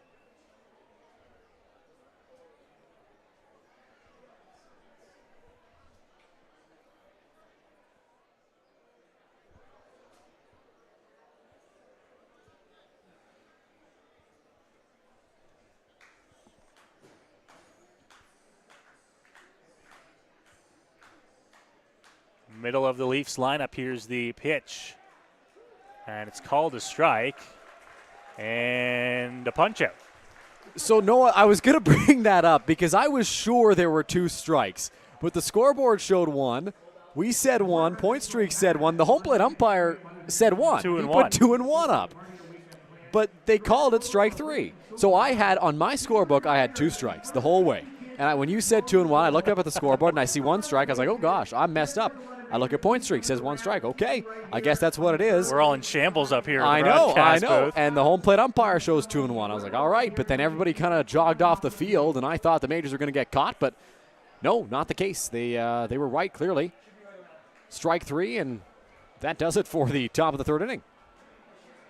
So a much better top of the third inning there for the London Majors in Abdiel Velasquez on the mound. He gets through it, doesn't allow any runs, and the score, Dylan, remains unchanged at 4-0 for the Maple Leafs. Yeah, good job there by Velasquez, bouncing back after a very rough second inning of work. Was quick in that inning, was efficient.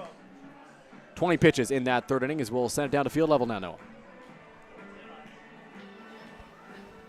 And we'll take it down to field level with the third member of our crew, Jaci Solomon. Thanks, Noah and Dylan. I just want to talk about this crowd and this environment that the Majors have for their home opener here today. You can just feel the energy and the intensity. All the fans, everyone here in London is ready and excited for this home opener and this season with the London Majors. Two-time defending champions step back on home to the Labatt Park this afternoon, and you know, you can just tell the energy and the intensity out here, Noah and Dylan. I know you probably can't tell up there in the Game Day London press box, but everyone in Labatt Park absolutely can. We'll send it back up to you in the Game Day London press box. Hey, we do our best up here to try and keep track of all the vibes down on field level. Although, Dylan, be honest, it's tough when you're up here in our little, it is. Call it our concrete box up here at the top of the grandstand. The fans have to be loud in order for us to hear them from up here, and oftentimes they are. Now, I'm excited for Jaci to see her first run in the bases after the third inning here at Labatt Park, because that can get crazy, and the kids are already lining up. When I went down between innings before the top of the third to run to the washroom, I could see there were already kids there. That was before the top of the third. The running the bases happens after the bottom of the third inning, so that'll be a little chaotic. That's one of my favorite parts of the ball game every single time the Majors play at Labatt Park. If you're watching from home and looking to kind of schedule a bathroom break into the mix, that'll be your time as this one's hit on the ground. Second base, nice play coming up with the throw. We didn't time to get him for out number one here to begin the bottom of the third. Yeah, Dan Patel hit that ball hard to second base, but Yoshi Ishihara, great job over there to come up with that baseball, and a really off-balance throw, well executed, fell over, and as he was falling, managed to get that baseball over to first base. A big out for the Toronto Maple Leafs. Had a great play by their second baseman. And with that, we'll get back to the top of the London Majors order and Austin Wilkie.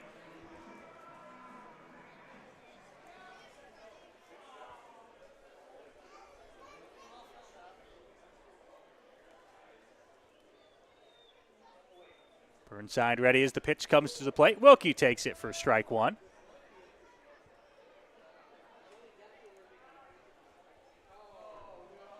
Gets the at-bat underway with a strike. And Burnside continuing to work. He works at a pretty good pace, at least by IBL standards here. No pitch clock, of course, the new rule in the Major League Baseball this year. Well, even with the pitch clock, I think Burnside would be fine. He's moving right now out there on the mound. And he comes inside and hits Wilkie.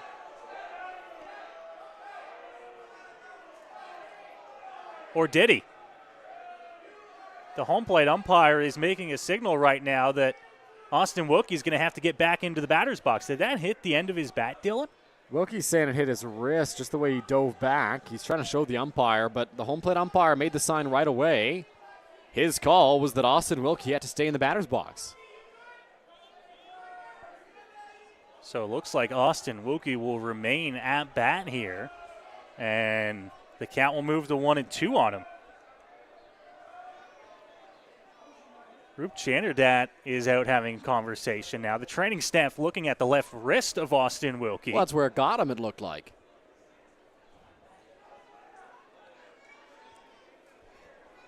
From our angle up here, it's tough to tell, but Austin Wilkie certainly, at least from all the knowledge we have, he reacted like it got him. Well, of course, that could be so on the call, but... Well, he got in the face there, the home plate umpire a little bit. That's some frustration from Wilkie, because if it did get him, that hurts, right? And now you're not being rewarded with a base after you got hit by the pitch. Tough one. And now I think that Roop Chanderdat has convinced the home plate umpire to call his fellow members of the crew in to discuss this one. It looked like Wilkie got hit just based on the reaction, but they'll discuss it right now. Yeah, they're going to have a conversation here, but you don't often see these things get turned around because those two guys are 90-plus feet away, and they don't have any better of a view than the home plate umpire did. The call will stand, and it's going to be a foul ball. The count will go to 1-2 here on Austin Wilkie. Frustrating, definitely, for the Majors center fielder Austin Wilkie after that decision from the home plate umpire. He was very sure of it, though. Made it right away. Did not hesitate to make that call, and hearing it from the home crowd.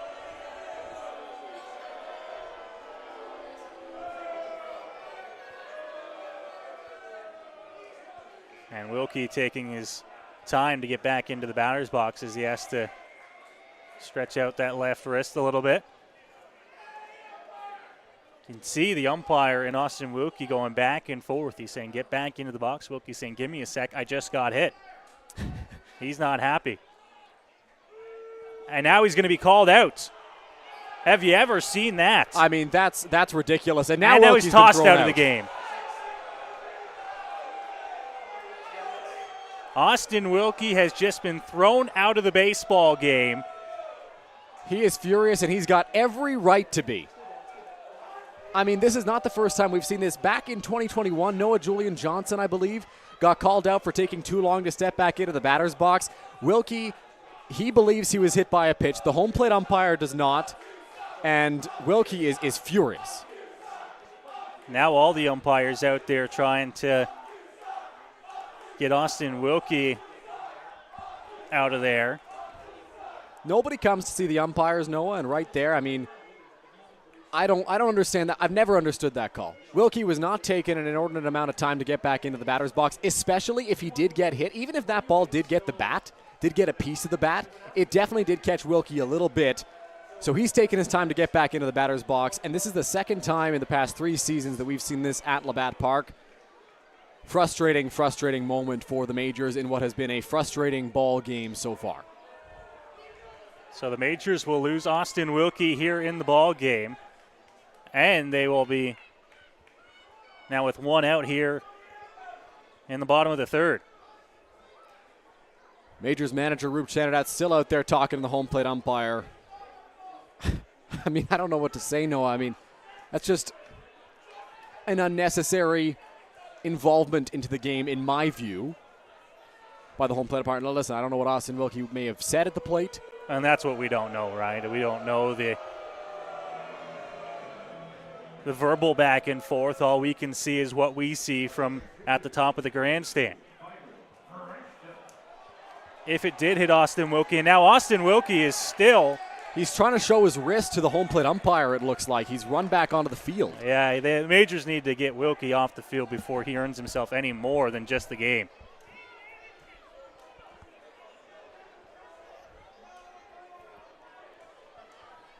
So now it looks like we are ready to go here.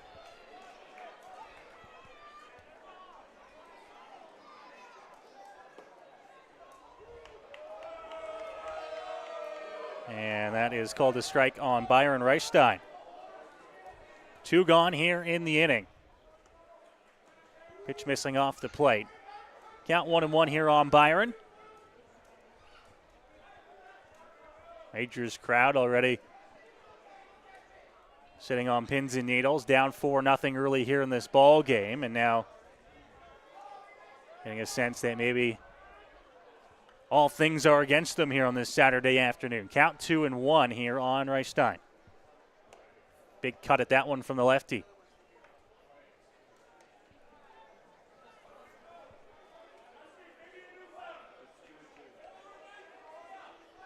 Reichstein looking to try and away a board here for the Majors. And now Reichstein crushes one right field. It'll drop down in front of the right fielder.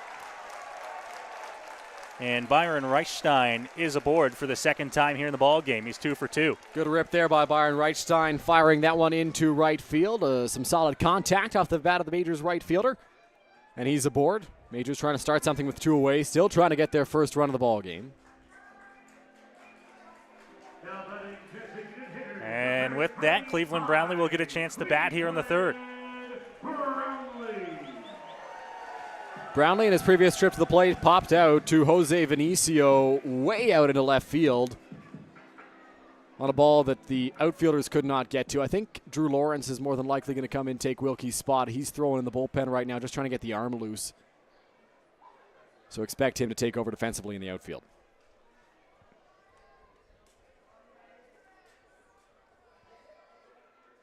Pitch to the plate, bounce to Cleveland Brownlee, who takes it outside for ball 1.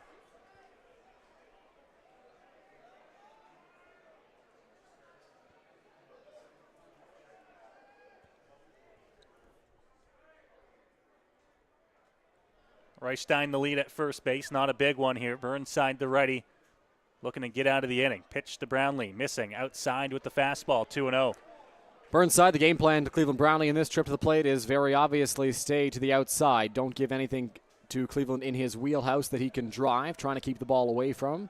First two pitches, one a breaking ball, one a fastball, both missed. And now it popped him up again. Vinicio, this time not very deep, onto the outfield. Grass will make the catch. And the Majors are retired here in the bottom of inning number 3. Nothing for London here. It is a 4-0 Toronto Maple Leafs lead. The kids get ready to run the bases, but we got to head to break. You're watching London Majors Baseball here on Majors TV. Here we go. Believe me, you've never heard a talk show like this. I'm sleeping with Joe Carter. By the way, Joe did not touch them all. Yeah, I have to say, your voice is fantastic. Meet Smitty. Listen, I'm the brains here. And Mitty. And I'm the good looking funny one. This is the Smitty Mitty Show.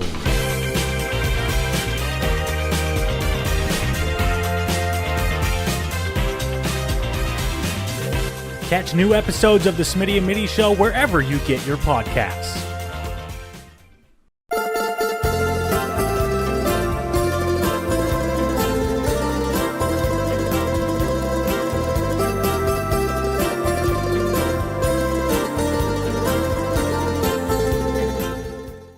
You're watching London Majors Baseball on Majors TV. I want to ride this pony, but I suffer from low E. Millions of people are suffering from low energy, commonly known as low E. Low E has hurt my performance in the bedroom. I haven't been able to make the bed in years. Now there's hope. Planet Fitness replaces low E with Big E, which keeps you energized and glowing all day. Simply join through the free PF app for only $15 a month. Planet Fitness is a proud partner of your London Majors.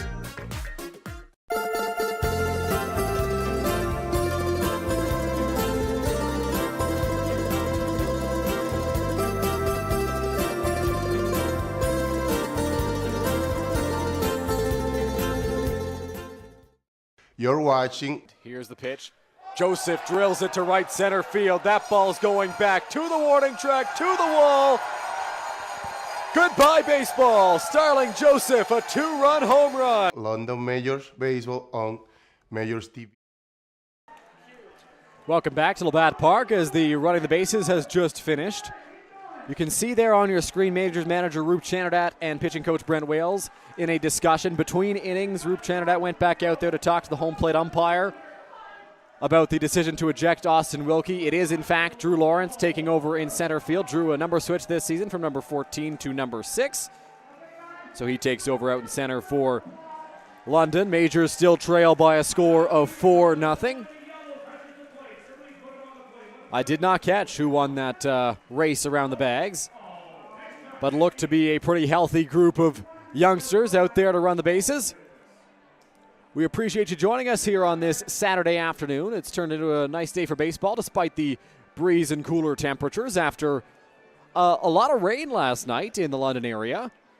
Abdiel Velasquez on the mound for the London Majors in this contest. Through 3 innings of work, has thrown 78 pitches. He's coughed up 4 runs, has struck out a fair amount of batters. He's got 6 strikeouts, but the issue's certainly been the command, and it's been the same for Ryan Burnside, who has actually pitched 3 scoreless innings so far. Just sometimes the ball slips out of the hand, and it seems to be happening more often than not to Velasquez, who's got 4 base on balls issued in the first 3 innings of work to go along with those 6 punch-outs. So he'll look to get that under control as this ball game progresses here at Labatt Park. Majors have had their chances on the base paths. They ran into an out in the first inning. Austin Wilkie got caught over at third base, picking up 180 feet on a ball to the backstop, but then overran third base, thinking that the ball got into left field, could not score. So that was one chance wasted. Byron Reichstein then singled on the very next pitch that would have scored a run. And they've had runners aboard, 2 hits so far in the ball game for the Majors, 3 for Toronto. It's been mostly the walks that have allowed runners to get on base so far in this ball game. Velasquez will have to face J.J. Dutton, Yoshi Ishihara, and Ryan Dos Santos, 7, 8, and 9 in the Toronto Maple Leafs order.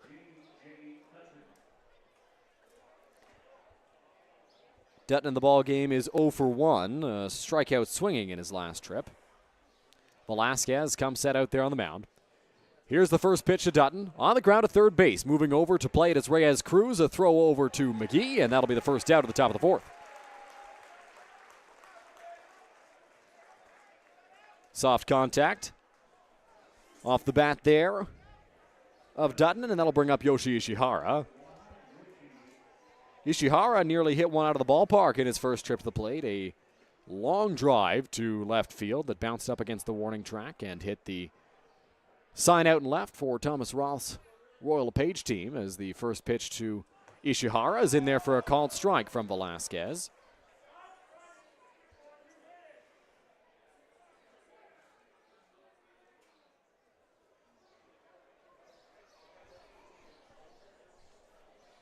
Reyes Cruz still playing in, protecting the bunt. Pitch to Ishihara, ripped into the hole, and that'll get through into left field. It's a one-out base hit for Ishihara, who moves to 2 for 2 on the day. Ishihara has now had back-to-back fantastic at-bats. That one not nearly as long, but ripped it as well into left field for his second hit of the afternoon. And Dylan, by the way, we are getting word that it looks like Roop Channerdat has been tossed as well. Really? So Roop came out during the middle of the inning there as the kids were running the bases, and I didn't see a signal. I wasn't locked in on the conversation that Roop had, but he's been ejected as well. So Brent Wales has taken over. That was the discussion that they were having in the dugout as the first pitch to Ryan Dos Santos misses in the dirt for ball one. So the Majors down Austin Wilkie and Roop Channerdat now here in this ball game. You heard Drew Lawrence took over in center. Quick throw over from Velasquez, and back with a dive is Ishihara. Another throw over. Just checking on him again.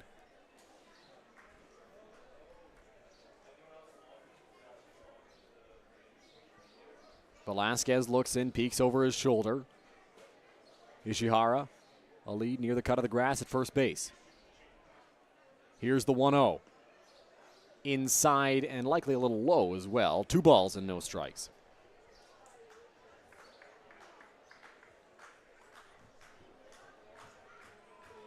One thing for Velasquez today you'd like to see is just more consistency. He's been in ups and he's been in downs, throwing a lot of strikes, and then he'll miss for 4 or 5 straight, it seems. Well, right here, he's missed for 3 in a row to Ryan Dos Santos, who struck out swinging in his last at-bat. If you'll recall, Velasquez got ahead of Dos Santos 0-2 in his last trip, and then he was able to work it all the way back to 3-2 before he went down swinging. Ishihara takes his lead from first base. Velasquez set and ready. Here's the pitch on its way. That one will miss as well. So 4 straight wide ones to Ryan Dos Santos, and the Maple Leafs have 2 runners on with 1 away. Finds his way on here as the Leafs get ready to turn the order over. Mentioned before the inning began, it was 7, 8, and 9. A great opportunity for Velasquez to settle back in, but was not able to do that. Got a quick out on the first pitch of the inning on a ground ball to Tommy Reyes Cruz at third base, but ever since, it was a single for Ishihara on a hard ground ball, and then a base on balls for Dos Santos as Jose Vinicio steps into the batter's box. Vinicio 1 for 1 on the day, has a triple and a walk so far. That one misses, ball 1. Triple proving Dylan early here. Be the biggest blast of the game. Brought in a couple for the Leafs back in that 4-run second inning. 1 ball, no strikes, 1 away. Run over at first base, Dos Santos. Ishihara stands at second. You can see him in the corner of your screen. Here's the pitch from Velasquez on the ground towards first base. Kane McGee gives it a look, but it'll be a foul ball.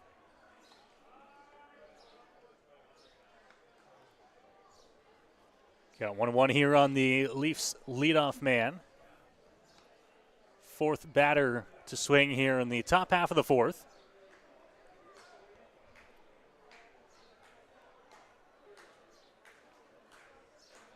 Velasquez looks in. 1 ball, 1 strike, 1 out. To the leadoff man, first in the order, wearing number 1. Lots of 1s going around right now as Velasquez gets set on the mound. Takes a peek back at Ishihara, now comes to the plate. Pitch on its way inside to Vinicio. 2 balls and a strike. Dylan, there is some action down in the London Majors bullpen as well.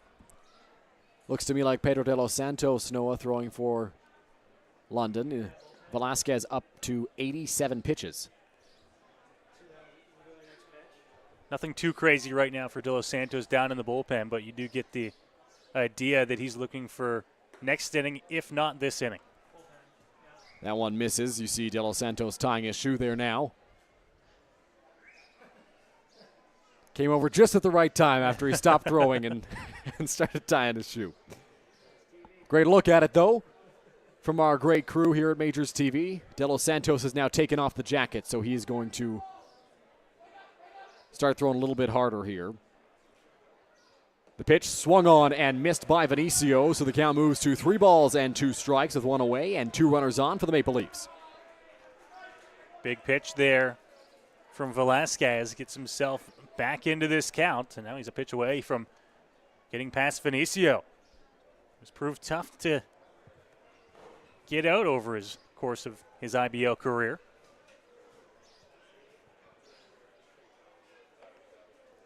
Velasquez gets set out there on the mound.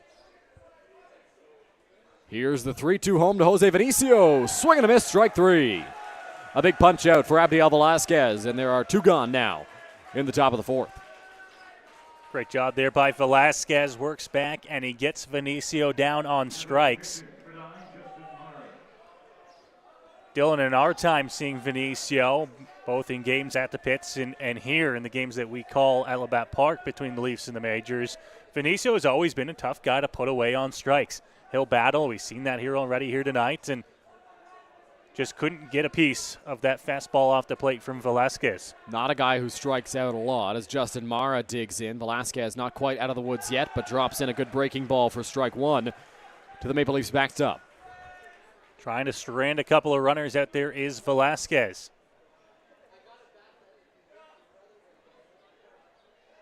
Velasquez comes set out there on the mound. Peeks back at Ishihara.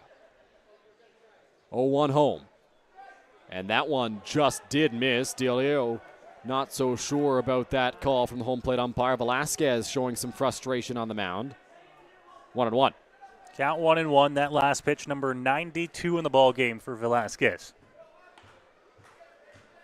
Through 3 2/3 innings for the Majors right-hander. Looks in, gets the sign he wants from Delio.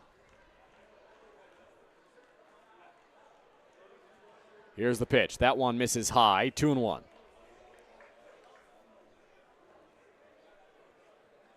The warm-up jacket now off. Pedro De Los Santos down in the Majors bullpen. He might be coming into this ball game if Velasquez can't find a way to get out of this inning unscathed.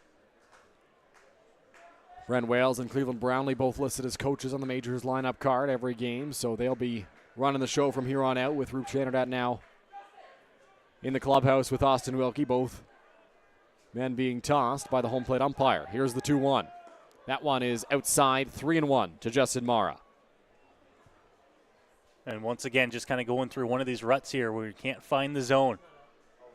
Not at an opportune time, though, as the count moves to 3-1. 3 balls, 1 strike, 2 out. Hitters count for Mara, 2 runners on. Majors trail by 4. Velasquez trying to keep the deficit right there.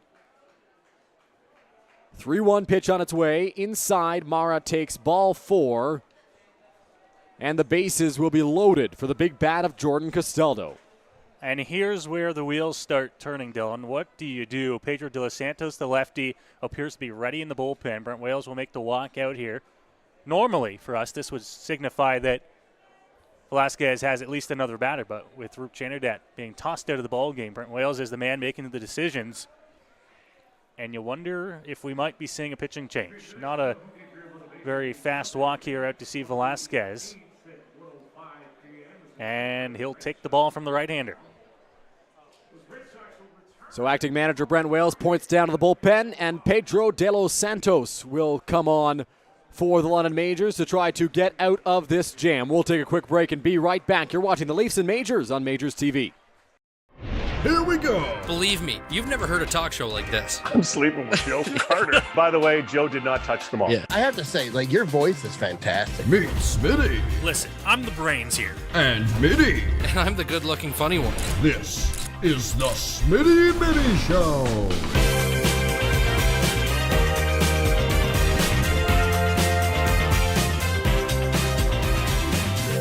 Catch new episodes of the Smitty and Mitty Show wherever you get your podcasts.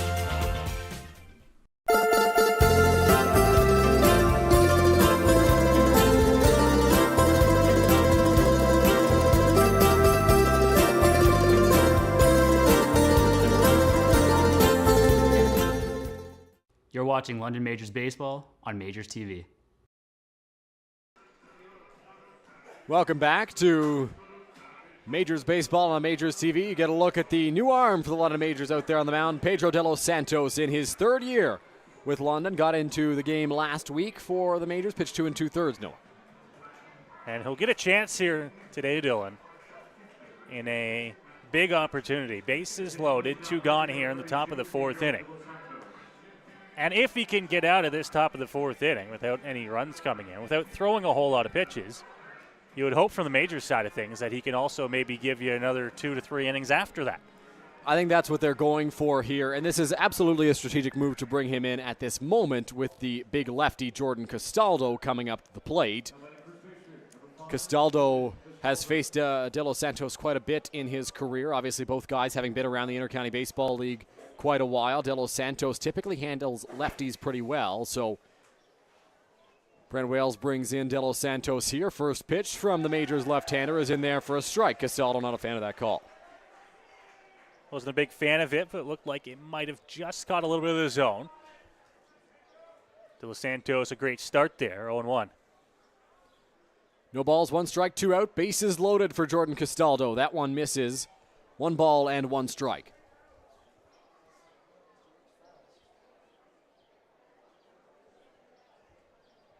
Over at third base is Yoshi Ishihara. At second, Ryan Dos Santos. And at first, Justin Mara. Into the windup goes De Los Santos. That one will miss outside, and it's 2 balls and a strike. Pedro got ahead 0-1. It's now missed with a couple.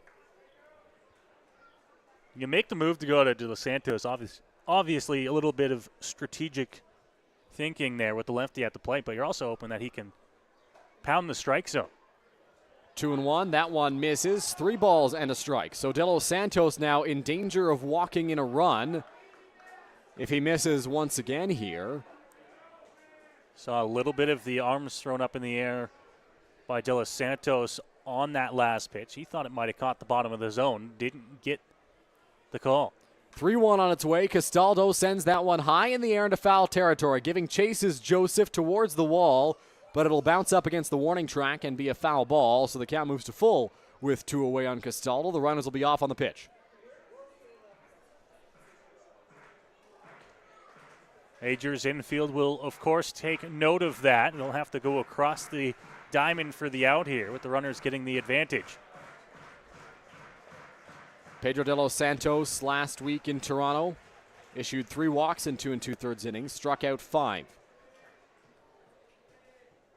Runners will be off on the pitch. Into the windup goes De Los Santos. There go the runners. The offering. Castaldo fouls that one back. Great job by Jordan Castaldo to just fight that one off.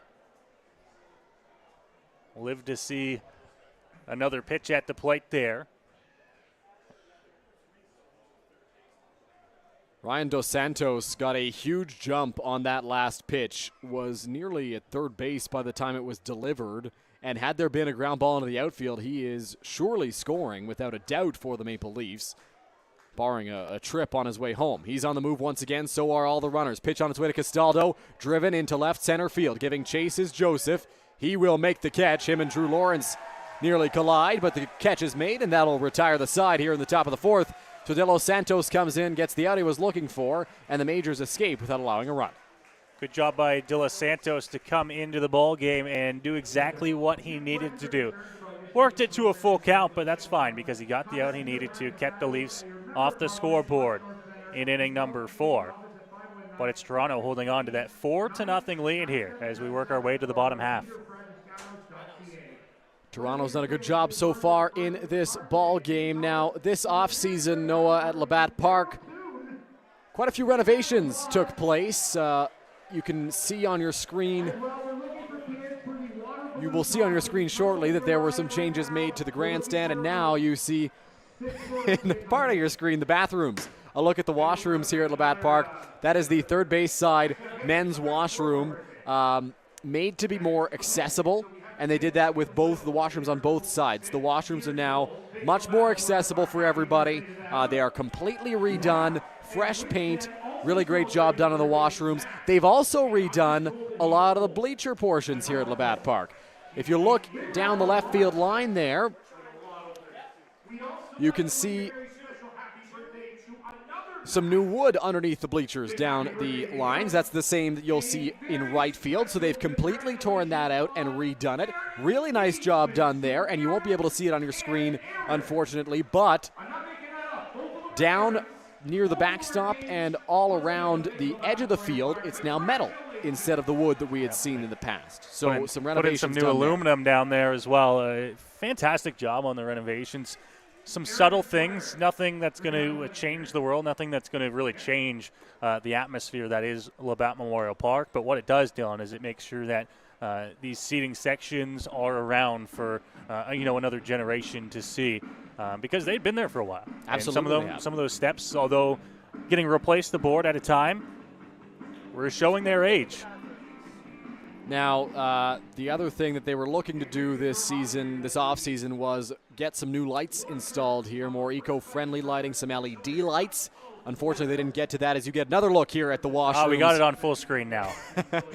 You see, just more accessible, more new, more modern looking, just a really great job done by the staff at the city to get these renovations in. And I'm excited for when the new lights come in, likely next season, I think, is the target date for those, Noah.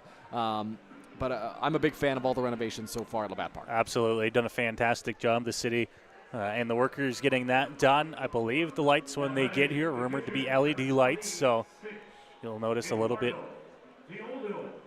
of an improvement on the brightness scale. Eduardo De Olio will lead things off for the London Majors here in the bottom of the fourth inning. The Majors trail by 4 runs against Ryan Burnside, who's done a great job in this contest, as the first pitch to De Olio misses high for ball 1. London just 2 hits so far in the first 3 innings. Those both came off the bat of Byron Reichstein. The rest of the order has been held hitless by Burnside. Of course, we're just working into the bottom of the 4th inning right now. Still plenty of time to work here for London. 1 ball, 1 strike to De Olio. Pitch on its way from Burnside. De Olio pops that one high in the air, but that one will get foul. Oh, my and that one goodness. landed right on top of you, Dylan. Smokes. You good? Yeah. That scared you. I tried to finish that sentence as quickly as possible because I knew it was coming, and I still got scared. 1 ball, 2 strikes to De Olio. That one misses outside and low, 2-2. I'll let you take a little bit of a deep breath there and regain yourself. Those foul balls, when they get over top of the tall screen on the backstop here at Labatt Park, you don't know where they're going to land, and if they hit right on top of you. It's quite the sound It as is. De Olio sends that one out to center field. Catch made by Ryan Dos Santos for the first out. 1 quick out there. Burnside continues to work well here for the Maple Leafs. Breeze continues to blow outwards slightly here at Labatt Park this afternoon. We were hoping when we arrived at the ballpark earlier this morning that things would warm up a little bit. I don't think they have a whole lot. No. I saw 15 degrees in the forecast. I was like, oh, that won't be too bad, but I don't think we've reached that point just yet, and it's still a little chilly.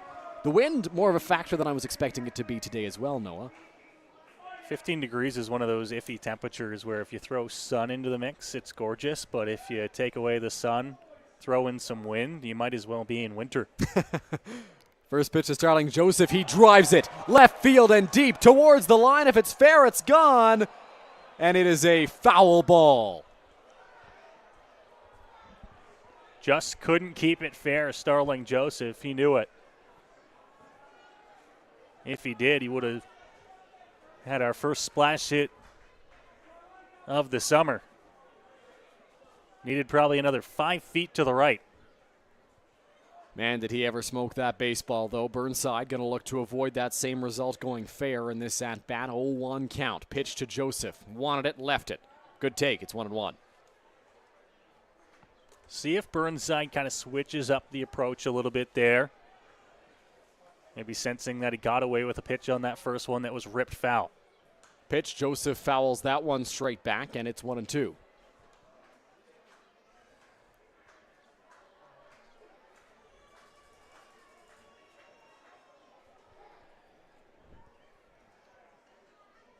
Burnside here has got one out.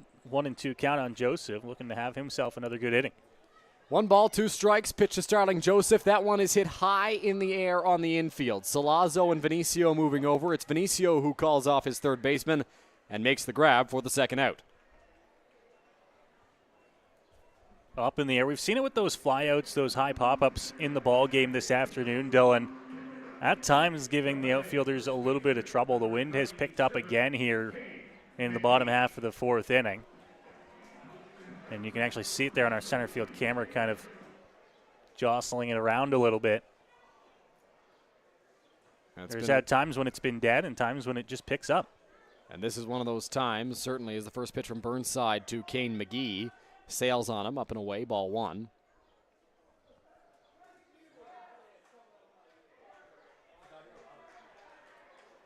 Bat boy going to grab that baseball, so Burnside took a moment to allow him to do his job and now gets ready out there on the mound. McGee in the batter's box, the 1-0 on its way from the Maple Leafs right-hander. McGee takes that one high, 2 balls and no strikes.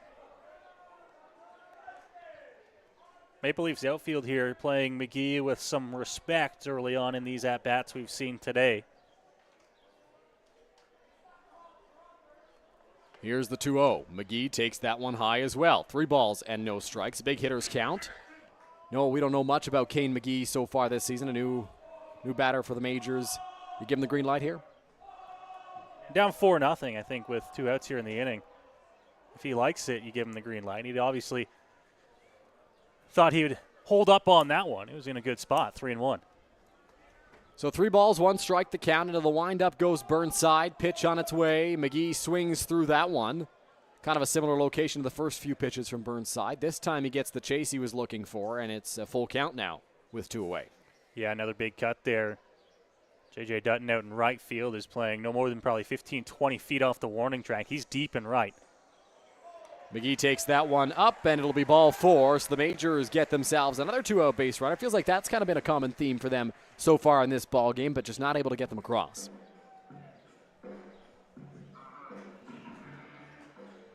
So McGee aboard. He does a great job to get on base here. 2 outs in the inning. This will be a good spot for the Majors to try and maybe grab another hit. Start extending the order. Keith Candell stands on deck. In the batter's box is Tommy Reyes Cruz, 0 for 1 on the day with a strikeout. First pitch from Burnside will miss up and away for ball 1. Burnside up at 61 pitches through 3 2/3 innings.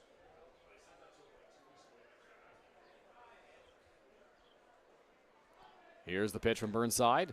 In there for a strike. Just catching the outside edge, pardon me, to even the count up at 1-1. I like the job of Burnside this afternoon, moving from side to side, not really staying in one location for more than a pitch or 2.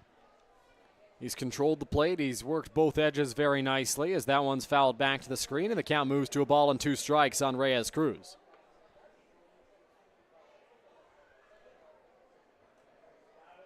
Burnside looks in for the sign from Justin Mara, peeks over his shoulder at McGee at first base and comes set out there on the mound.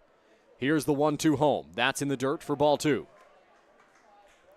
Looked to go with the put-away curveball, but bounced it out front of the plate. A fairly easy take for Reyes Cruz. Now 2's across the scoreboard here with McGee at first. Here's the 2-2 home. Reyes Cruz swings through that one. It'll be strike 3, and that'll do it for the 4th inning. Majors continue to trail 4-0. We'll take a quick break and be right back. You're watching the Majors and Maple Leafs on Majors TV.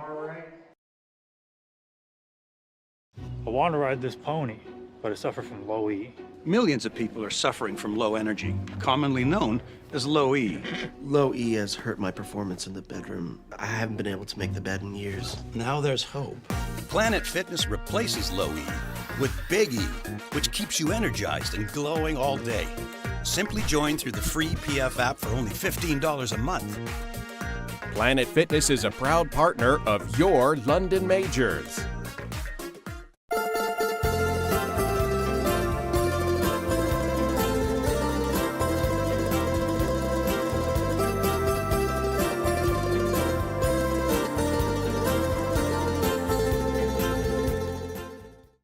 You're watching. Here's the pitch. Joseph drills it to right center field. That ball's going back to the warning track, to the wall. Goodbye, baseball. Starling Joseph, a 2-run home run. London Majors Baseball on Major. Welcome back to Labatt Park for the top of the 5th inning. Pedro de los Santos back out there for the Majors as they trail 4-0. Noah Pedro came into a big spot in the 4th and was able to wiggle his way out of a jam. Yeah, bases loaded, 2 outs. Never an easy spot to come into as a reliever. You're right in the heart of the Toronto Maple Leafs order, and he gets a big out.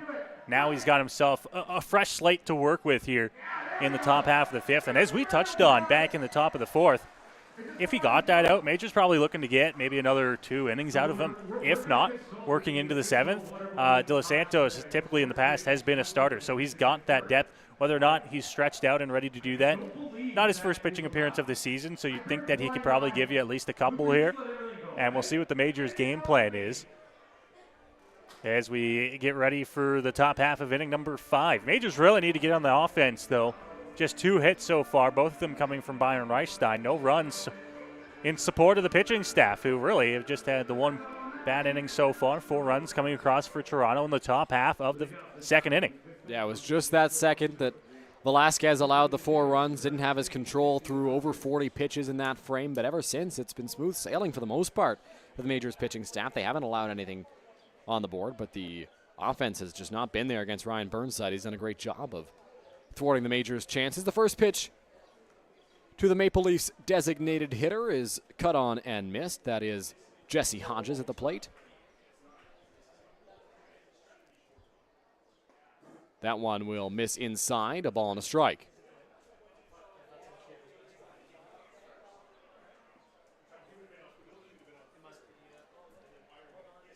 Into the windup goes De Los Santos. 1-1 on its way. Outside corner, he hits it. It's 1-2. Great job by De Los Santos. Now he works it to 1-2. Pedro, when he's on, you'll see him because he's thrown a lot of strikes. Not a guy that's going to overpower you, more of a finesse pitcher.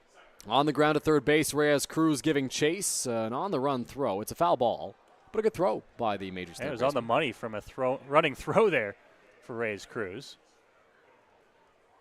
He was well into foul territory when he made that throw and got it on the money to Kane McGee at first base, but heading back is Jesse Hodges to the plate. So we'll try it again on 1-2. Hodges in the ball game 0 for 1. He walked in his first plate appearance and then struck out swinging the last time he was up. Into the windup, De Los Santos. The 1-2 fouled off. Oh, and Deolio in some pain. In some pain that they'll get in a second look at it. It looked like that foul ball hit him maybe on the top of the thigh. He's down on one knee right now. Reyes Cruz coming over. Might have been the groin area there, Noah. He's still in some pain there. A little bit slow to get back up. Well, that's probably a good time. We can check out the out-of-town scoreboard. 3 games in the IBL today. We're the only one that's a go. Canceled in Guelph between the Kitchener Panthers and the Guelph Royals. And then a little bit earlier on this afternoon, the Brantford Red Sox supposed to be making the trip to Welland to take on the Jackfish. That game also canceled. A little bit of rain wreaking havoc in the area. But as we touched on here at Labatt Park, field drained really well overnight. And we were able to be a go here for the home opener on this Saturday afternoon, albeit a little bit chilly. When I walked in at about 10 a.m. this morning, Noah, the grounds crew was on the field putting in work. A great diving stop by Keith Candell at short. A strike thrown over to first, but McGee's off the bag, says first base umpire Steve Cochran. What a play by Candell. What a throw. Getting it across the diamond in time, really, but just taking McGee off the bag, and he could not get the foot back on in time. And what will be, I'm sure, ruled a hit. And the Leafs have the leadoff man aboard. Great stop there by Keith Candell. Fired a really hard throw over to first to try to get Hodges and just pulled McGee off the bag. I thought he might have clipped it on his way back, but the first base umpire, Steve Cochran, with a better view than I have, so he thought that McGee was not able to get back to the bag, so Hodges stands over at first base. 1-0 the count to John Salazzo, who steps in.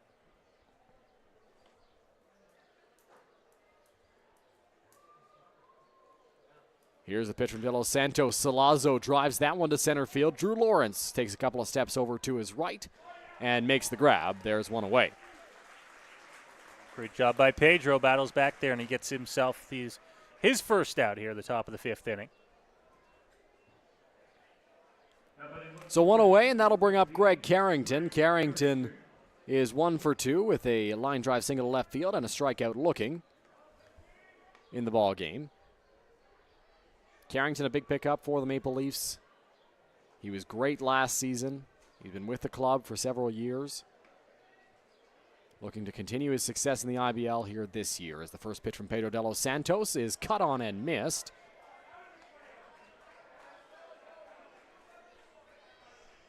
A suboptimal swing there from Carrington.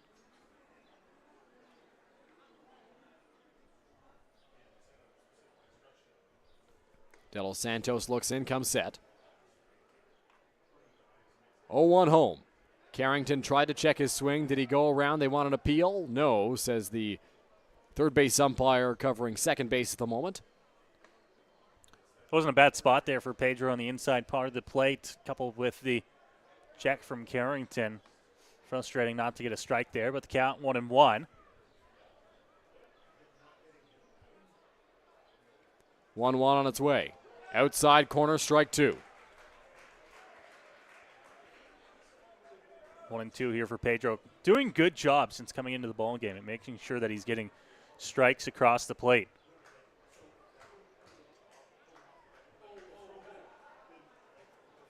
De Los Santos, the pitch on its way. That one misses for ball 2.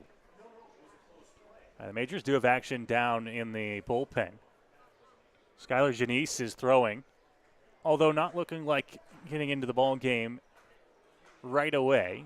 Certainly this inning, if he can get through it, is De Los Santos. 2-2 home. That one is in the dirt. 3 balls and 2 strikes.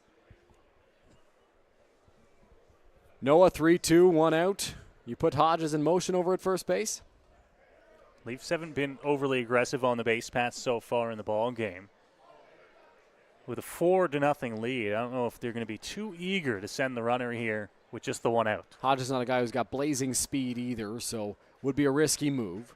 Carrington looks out as De Los Santos looks in and comes set. Here's the pitch on its way. Breaking ball did not find the zone, and Carrington takes ball 4. Tough pitch up in the zone for Pedro. Back on the previous point, you couple that with a lefty on the mound. You don't want to be taken off too early with a lefty out there. The Leafs didn't put him in motion. It's a walk, and now runners at first and second, still just 1 gone here in the top half of the 5th inning.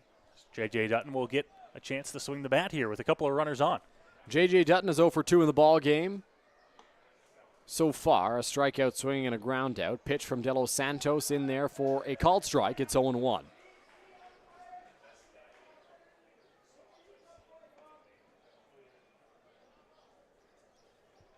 No balls, 1 strike. Pitch on its way. Swung on and missed, 0-2.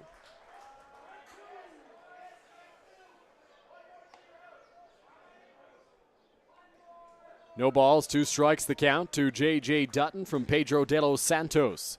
Takes a peek back at second. Pitch on its way. Breaking ball called. Strike 3. Good movement on that pitch from De Los Santos, and he records the second out of the 5th inning. Dutton thought that pitch was up in the zone, but the break brought it back just enough to catch the top half of the zone. And it's a big punch out for De Los Santos for out number 2. Yoshi Ishihara steps into the batter's box for the Maple Leafs with 2 away. Ishihara 2 for 2. Long double to the fence in his first trip, and then a hard hit single in his last trip to the plate.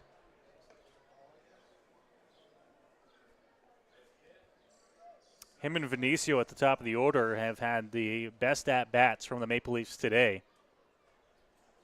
And Ishihara now with runners on, looking to try and do it again. On the ground at third base, Reyes Cruz makes the stop. He'll head to the bag and record the third and final out of this top of the fifth inning. So De Los Santos, a clean fifth for the Majors. Great work there by De Los Santos to get through that one. We'll see if he comes back out for the top half of the sixth. But now, Dylan, time for the Majors to get on the bats here in a crucial spot, bottom of inning number 5. Bottom of the fifth inning coming up, but first we'll take a look at our insurance tip of the game, a new segment on every broadcast on Majors TV this season. Here is Eric Gagne, our insurance guy, with the insurance tip of the game. Today we thought we'd share an insurance tip on ways to get insurance for your home, auto, or business. You can simply go online.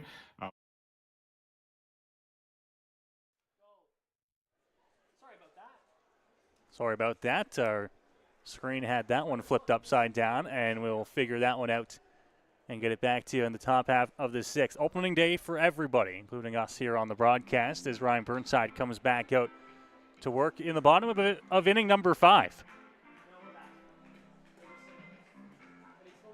And there is no work inside of the Leafs bullpen that we have seen yet in the ballgame, Dylan. Ryan Burnside is the guy to go to, and he's working with a 4-0 shutout as well. Yeah, Ryan Burnside has looked really good so far for the Toronto Maple Leafs, looking to keep that up here in this bottom of the fifth. We're halfway through this contest, and Burnside has been cruising along. 66 pitches through 4 scoreless innings for the Maple Leafs right-hander. On the mound, he's issued 2 walks, struck out 3 batters, has hit a batter as well. He'll have to deal with 8, 9, and 1 for the Majors. It'll be Keith Candell, Dan Battelle, and Drew Lawrence getting his first trip to the plate in this inning. Drew Lawrence, who came into the ball game for the ejected Austin Wilkie. His first at-bat will come in the number 3 spot this inning. Fans still kicking around here in the bottom half of inning number 5, despite the chilly conditions. And Dylan, I've taken my glimpses around the concourse area today. Well, now I'm seeing a Toronto Maple Leafs jersey making its way down the line. But I did see a bunch of London Knights jerseys earlier on. The London Knights off on the road today. They are in Peterborough tomorrow night for a big Game 6. They are in the OHL Finals right now, looking to clinch a berth in the Memorial Cup. Trailing 3-2 in the series, so they've got some work to do, but a big win last night at the Budweiser Gardens. I'm sure a lot of fans that are here today were there last night as well. A lot of crossover, and for that, I'm sure they're happy that this home opener was on a Saturday afternoon as opposed to the usual Friday night. Absolutely. I know we were as well, as the first pitch misses to Keith Candell. A lot of our crew here on Majors TV also works with the Knights during the winters in the hockey season as Candell calls time. Something got onto the field out in center. It looks like a baseball. Ryan Dos Santos throws over.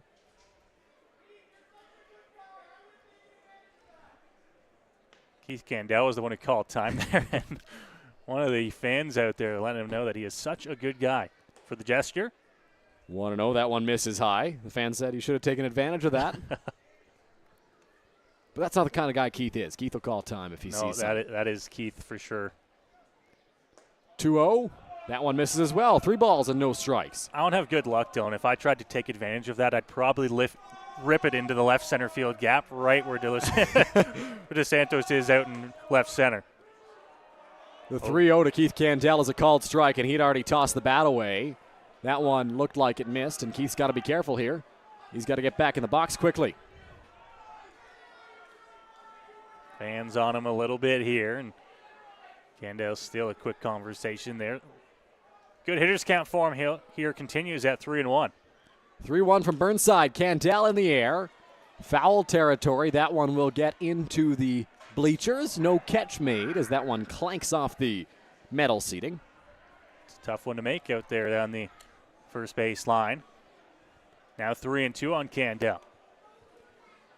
3-ball, 2-strike pitch. Candell goes up high, chases that one to protect the plate and fouled it straight back. So we'll do it again on 3-2. Candell's still frustrated at the plate. You can tell ever since that 3-0 pitch called a strike, there's been other things on his mind than getting on base to begin the bottom of the fifth.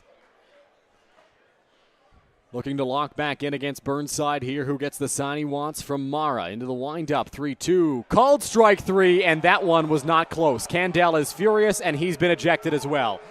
That pitch was way above the belt. And now Candell has been tossed, the second major this afternoon.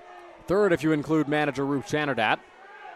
Candell giving the home plate umpire a piece of his mind, and rightfully so, as Brent Wales comes in trying to pull him back. Just, I don't know, a frustrating afternoon for the Majors, and the home plate umpire has made sure that people know he's got the power in this game.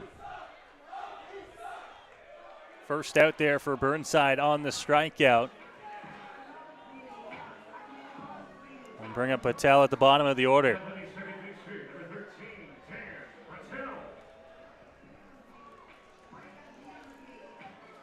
Listen, you can't throw your helmet.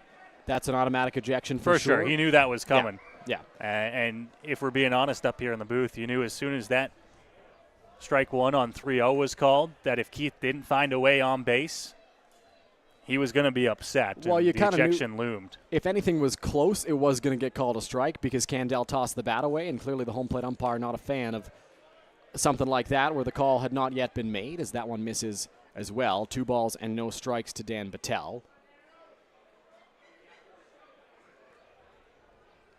2-0, 3-0, as that one misses as well. 3-0 now as Patel tries to find a way on here. 3-0 home to Patel, takes that one in there for a called strike. Skylar Janace was getting loose down in the Majors bullpen earlier. And now some more arms at least getting ready. Brett Graham is throwing off to the side of the mound. I imagine he's getting ready to come into the ball game on the infield with Keith Candell ejected. Yeah, the second substitution the Majors will have to make.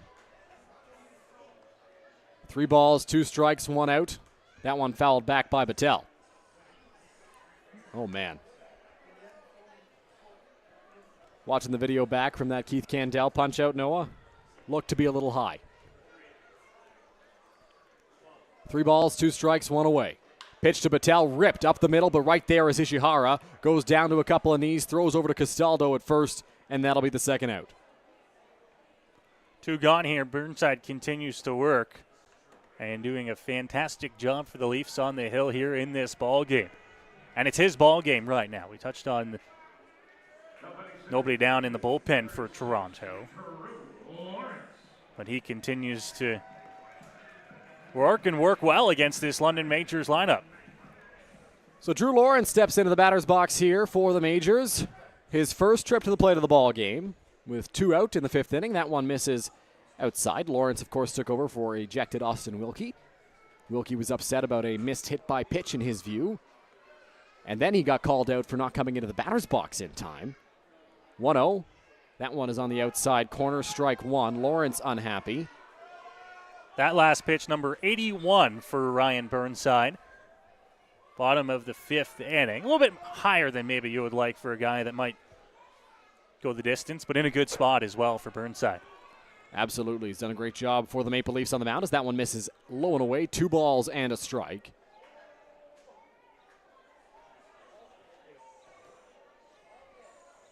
Here's the 2-1 home from Burnside. Lawrence on the ground up the middle. Vinicio works his way to his left and now fires on over to Castaldo at first to retire the side. So we're through 5 complete here at Labatt Park. The Majors trail by a score of 4-0.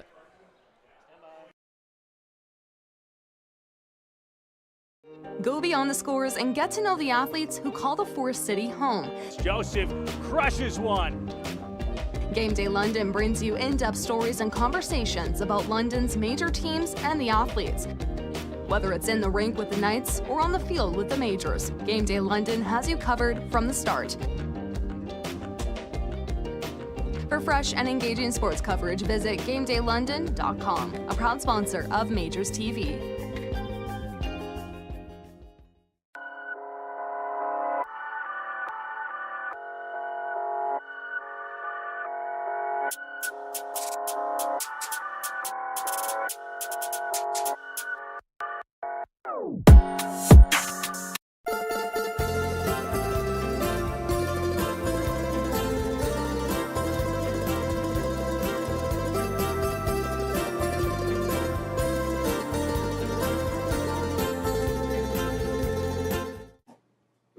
You're watching London Majors Baseball. London Majors Baseball. London Majors Baseball on MajorsTV.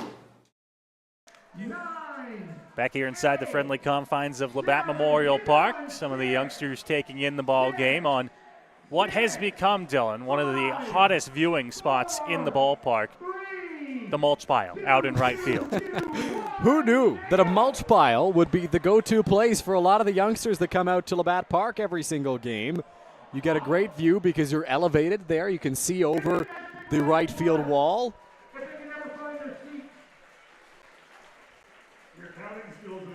We apologize for some technical issues, but yes, a great spot to watch a ball game, and there is a new arm on the mound. New arm into the ball game. Jared Lund will come on to pitch here for the Majors. The finicky lefty looking to work here the 6th and possibly beyond for London. Jared Lund, a lefty from Salem University. He's pitched the Majors the past couple of years as a junior. He's been a great lefty arm. He was a guy that Majors manager Ruth Chanada relied upon for quite a while. And he's provided some relief in some big innings for the Majors throughout his time with the team. First pitch from Lund will miss. Count moves to 1-0 here to begin the top half of the 6th inning. Trying to get the defensive changes here for you after the Candell ejection. It looks to me as if, yes, Tommy Reyes-Cruz has now moved over to shortstop, and Brett Graham, I think, has come into the ball game to play third. Yeah, I believe he's come in to play third base. The outfield will stay the same. Reichstein right, Lawrence, who came in for Wilkie in center, and Starling Joseph in left. Caden McGee is at first base. Pitch inside. It's a 4-pitch walk to begin the inning, as Lund couldn't find the zone there. Yeah, Jared Lund starts off his afternoon with a 4-pitch free pass to Ryan Dos Santos. Not an ideal start for the Majors, just looking to get some innings out of this bullpen, get through this ball game, and looking for a quick inning to try to get the offense back out there, trying to get something going as they've struggled mightily so far.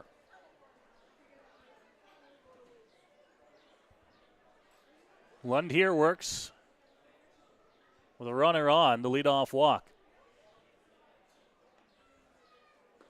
Pitch to the plate called a strike on Jose Vinicio, and it's 0-1. And Janice is back up and warming down in the London Majors bullpen. Pitch, and fouled back to the screen by Vinicio. Jared Lund so tough on left-handed hitters, just with that strange arm slot, unique delivery. Vinicio behind 0-2 here.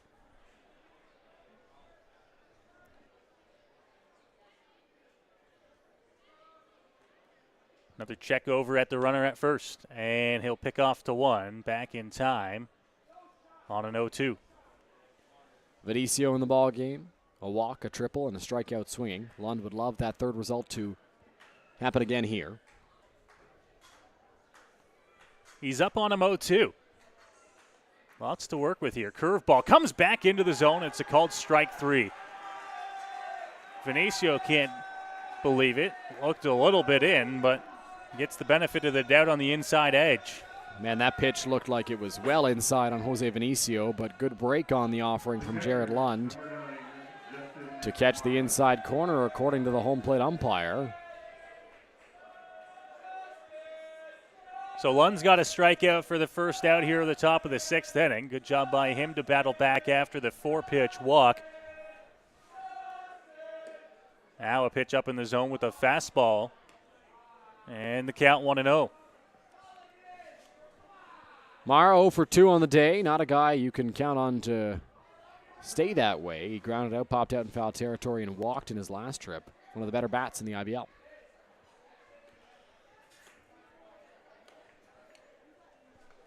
Count 2-0 on him now.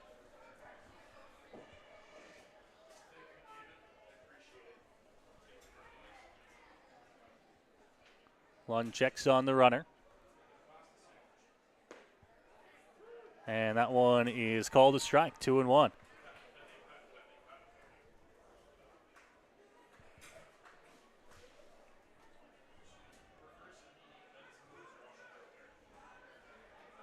Lund looks over again. Pitch to the plate and missing low. 3-1 now here. Mara, as mentioned, took a free pass in his last trip, looking to get on base any way he can here once again. Maple Leafs trying to add on already with a runner aboard. Ripped into right field. Base hit for Mara.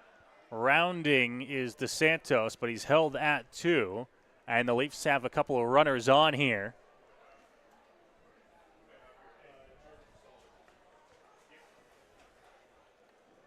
Big spot here for the Maple Leafs, trying to add on to their already sizable lead at 4 runs. 2 runners in scoring position. As mentioned, Mara was 0 for on the day, but one of the better bats in the league, one of the better bats in this Maple Leafs lineup, and as per usual, ripped that one hard through the hole and gets aboard.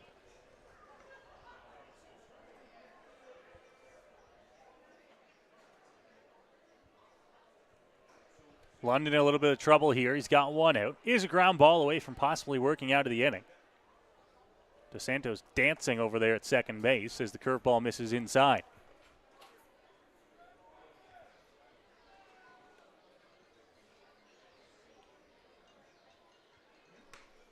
Warming again, Janice down in the Majors bullpen.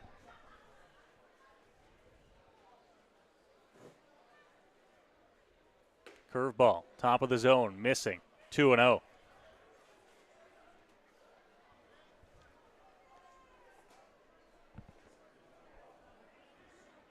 Castaldo also looking to get into the hit column here.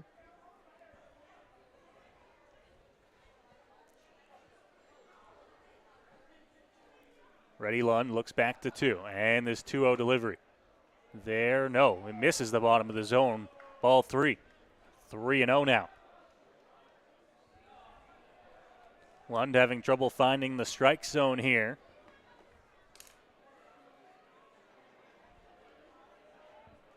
This time against Castaldo. Ready, and it'll miss. Ball 4 to Castaldo. 4 straight wide ones. Loads the bases for the Leafs here on the top half of the 6th. Well, Lund fell behind Justin Mara 3-1, and Mara reached on a single into right field. Then a 4-pitch walk issued to Jordan Castaldo. So Lund struggling with his command at the moment, and that's going to bring Majors pitching coach and acting manager Brent Wales out to the mound to talk to his young lefty, with the bases loaded now all of a sudden and 1 away. And that'll do it for Jared Lund's afternoon. Brent Wales had seen enough. The bases loaded, and once again the Majors are going to be bringing in a reliever with the bases loaded. This time it's with 1 out. Skylar Janice will be entering the ball game when we come back. Leafs 4, Majors nothing here on Majors TV. Here we go. Believe me, you've never heard a talk show like this. I'm sleeping with Joe Carter. By the way, Joe did not touch them all. Yeah, I have to say, like, your voice is fantastic. Meet Smitty. Listen, I'm the brains here. And Mitty. And I'm the good-looking funny one. This is the Smitty Mitty Show.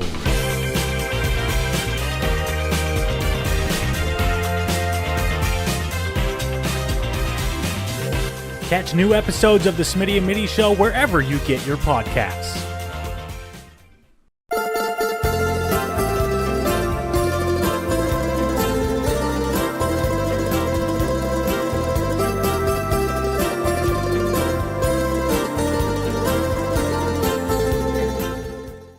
You're watching London Majors Baseball on Majors TV. We are back here inside of Labatt Park on Majors TV. And London has once again gone to the bullpen. Skylar Janice, the right-hander, will come in to replace Jared Lund. 1 gone here in the top half of the 6th inning. Leafs have been held off the scoreboard since inning number 2. That's when they scored all their runs. 4 of them in the top half of the 2nd.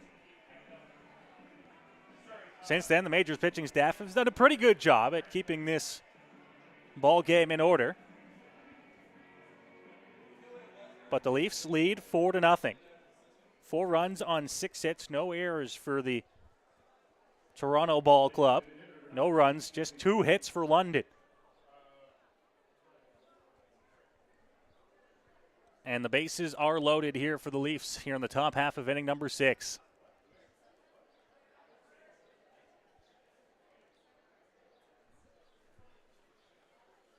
First pitch fouled back into the screen, and Jaci gets ahead, 0-1.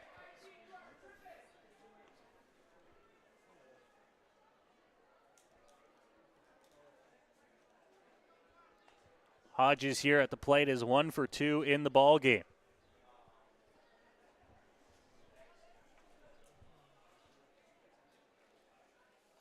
Pitch from Jaci there for a strike. All of a sudden, 0-2 here for Jaci on Hodges with the bases loaded, looking for a big out. If he can find the punch out here, it'll be in a great spot to do so. Jaci checks back. Now ready. Pitch bounced to the plate. And the count moves to 1-2. Jaci did a good job getting ahead of Hodges there, but could not finish him off on that pitch. Not a bad waste pitch, though, on 0-2. Looking to come back and find the zone here.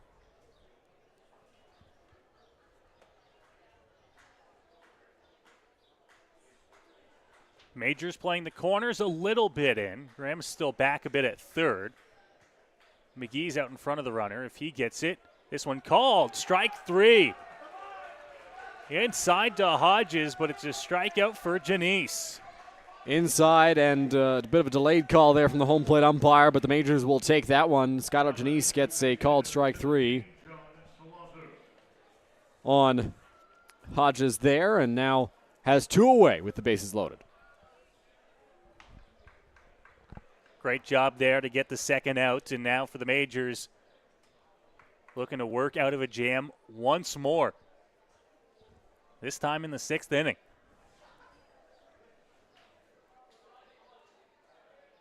Pitch to the plate is off the plate. 1-0 now. To the Toronto Maple Leafs lefty. This one popped up. Right field line. Is it in fair territory? It is. Reichstein's back there to make the catch. And the Majors get out of it here on the top half of the 6th inning. Boy, second time now the Majors bullpen has come in a bases-loaded jam and gotten out of it. Pedro de los Santos recorded the only out he needed to get out of a bases-loaded 2-out spot. And now Skylar Jaci gets out of a bases-loaded 1-out spot to send us to the bottom of the 6th inning. A great job by Jaci out of the bullpen, and the Majors now have a chance to get back on offense here, trailing by 4 runs. Yeah, and they're going to have to start figuring out something soon, Dylan. A 4-0 deficit, which when you look at the line score out there on the scoreboard, we look at it here at Labatt Park, and you see the 4 runs for the Leafs all coming in the 2nd inning. Really, the pitchers haven't done a terrible job tonight. A little bit of trouble out of the starting gates, but a lot of zeros up there on the board. But unfortunately, it's been Ryan Burnside who's done an even better job for the Maple Leafs. Absolutely, he has. Ryan Burnside has been fantastic, and like you mentioned, there's a great look at our scoreboard. You see, 1 inning. The only blemish for the Majors pitching staff has been a 4-run 2nd inning, and aside from that, it's been zeros all around. The only issue is that the zeros have also come on the Majors side on offense, and they are going to look to get the offense going, but just 2 hits, and you've mentioned it before several times in the ballgame. Byron Reichstein, the only guy with a hit in this game. He's got 2. The good news for the Majors, he's leading off this inning. So the Majors hoping he can make that a perfect 3 for 3 and get this inning started, because behind him is Cleveland Brownlee, and then DeOlio behind him. Good spot in the order.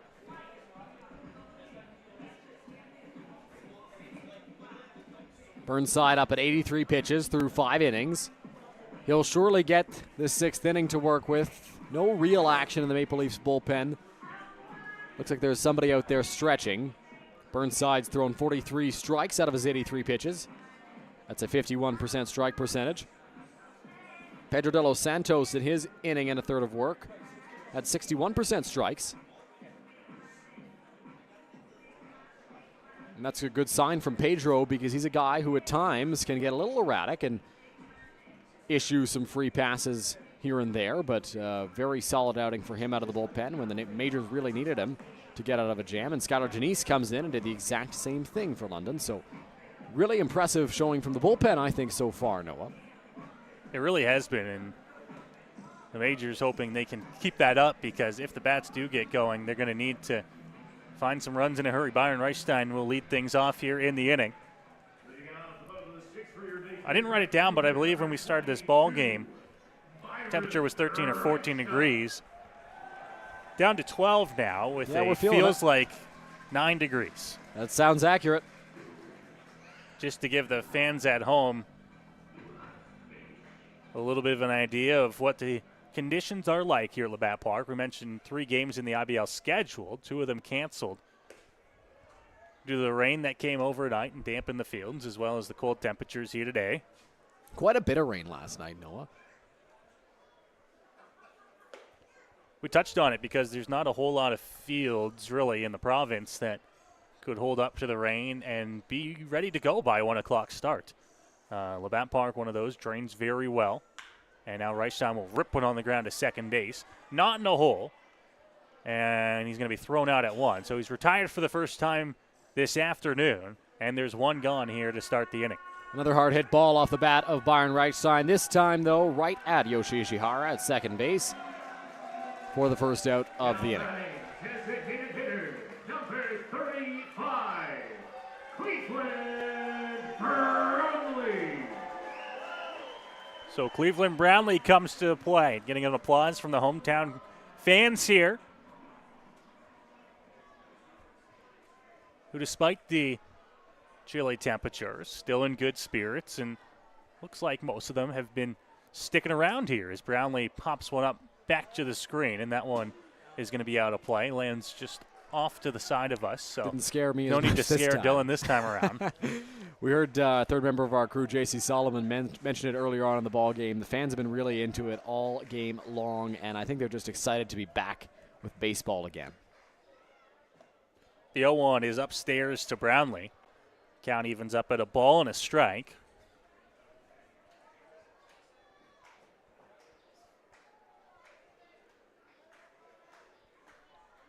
Ready again as Brownlee hits one, but he's just underneath it, out to left field. Coming on is the left fielder, and the catch is made to retire Brownlee for the second out of the inning. Cleveland Brownlee has been under everything so far in the ball game. No outs on the ground for Cleveland up to this point, and that one you could tell he got a big piece of it, but just got under it a little too much to do anything with it. And it results in the second out of the bottom of the 6th inning. And that'll bring DeOlio to the plate here. With 2 gone, nobody aboard. And the Majors catcher looking to find a way to start the inning. That first pitch, DeOlio not a fan of the call, thought it was inside, but the home plate umpire gives Burnside the benefit of the doubt. Curveball. DeOlio in the air to left field. Carrington back to the wall, and it's gone. DeOlio on the second pitch of the at-bat deposits one into the bushes in left, and the Majors are on the scoreboard. That is the kind of pop that Eduardo DeOlio features. Oh man, he smoked that baseball to left field. Greg Carrington tried to get up and make that catch unsuccessfully. Eduardo DeOlio hit that ball a long way and hit it very hard. So Eduardo DeOlio launching one for the Majors to get them on the scoreboard this afternoon. Still trailing by 3 now as Starling Joseph comes to the plate. For Burnside, no better spot to have someone hit it out on. Nobody aboard. And he's still in the lead. Joseph with a big cut. That pitch was up in the zone. Starling looking to copy what DeOlio did right there and send one out of the ballpark, but that one well above the zone, so he came up empty on the swing. Brand new ball game. Majors down by 3. Feels more within reach. Joseph in the air out to left center. That one's going to drop and bang up against the base of the wall. He rounds first, heads to two. The throw, not in time. And there's the energy back into this place here in the 6th inning. The home run followed up by the double of Starling Joseph. The bat boy firing up the crowd as well as he runs off the field.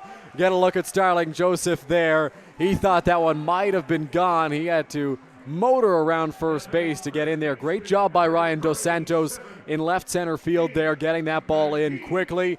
Joseph reaches second base with a double. And like you mentioned, Noah, the energy's back in this crowd. They're feeling the momentum shift just a little bit. We'll see if the Majors can keep that up. They'll need to try and keep the line rolling here, keep things going with Joseph at second.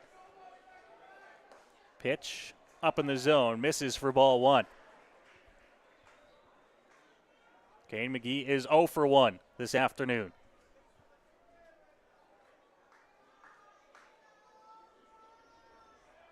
Pitch, McGee fouled back and out of play. Good pitch right there from Ryan Burnside. Just one of those locations that's always so difficult to get to as a hitter, whether you're right-handed or left-handed. That spot is perfect from Burnside there. McGee fouls that one off, just does get a piece. As now we see some action in that Maple Leafs bullpen. Looks to be Adam Mara loosening up. First little bit of action this afternoon for the Leafs down in the bullpen. Burnside's been rolling so far. Only a little bit of trouble so far here in this inning. 4 hits, 2 of them coming back-to-back here. One of them the long ball from DeOlio.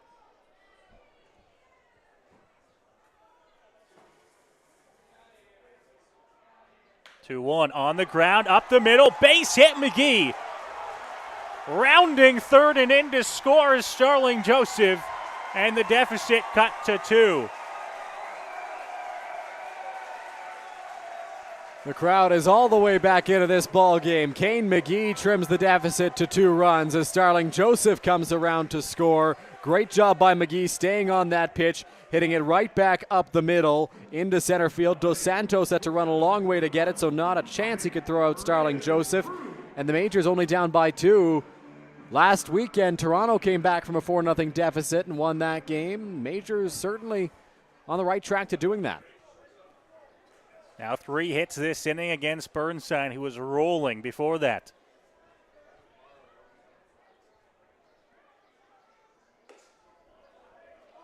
And the pitch will miss to Reyes Cruz, 0 for 2, looking to try and find his way to extend the inning.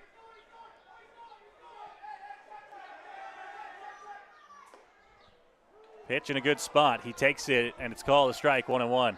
Fans getting on the home plate umpire for that call because they're back into it, but that's a perfectly placed pitch from Burnside. Reyes Cruz was taken all the way, it looked like, right in the zone. Healthy cut, but he was out in front of it, and he missed it. It's 1-2. Looked like Burnside took something off of that pitch right there, Noah, possibly a changeup, and Reyes Cruz was sitting fastball because he was well ahead of it. That was Burnside's 100th pitch of the ball game. And a swing and a miss. He gets out of it with the strikeout to end the inning. But the Majors, 3 hits and a long ball, get them back into this game. It's the Leafs 4, Majors 2, as we head to the 7th on Majors TV. Go beyond the scores and get to know the athletes who call the Forest City home. Joseph crushes one. Game Day London brings you in-depth stories and conversations about London's major teams and the athletes. Whether it's in the rink with the Knights or on the field with the Majors, Game Day London has you covered from the start. For fresh and engaging sports coverage, visit GameDayLondon.com, a proud sponsor of Majors TV.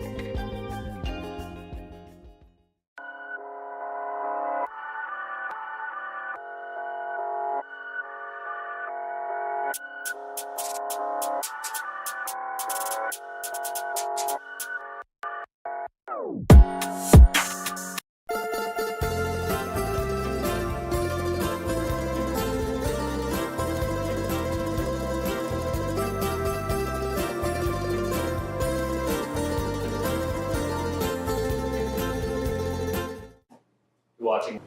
You're watching London Majors Baseball. London Majors Baseball. London Majors Baseball on MajorsTV. Here we go. Believe me, you've never heard a talk show like this. I'm sleeping with Joe Carter. By the way, Joe did not touch them all. Yeah, I have to say, like, your voice is fantastic. Meet Smitty. Listen, I'm the brains here. And Mitty. And I'm the good-looking funny one. This is the Smitty Mitty Show.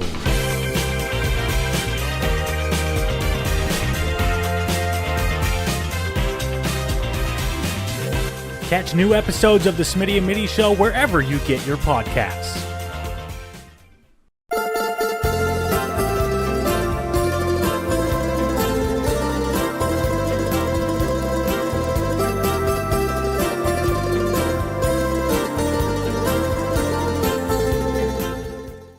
You're watching London Majors Baseball on MajorsTV.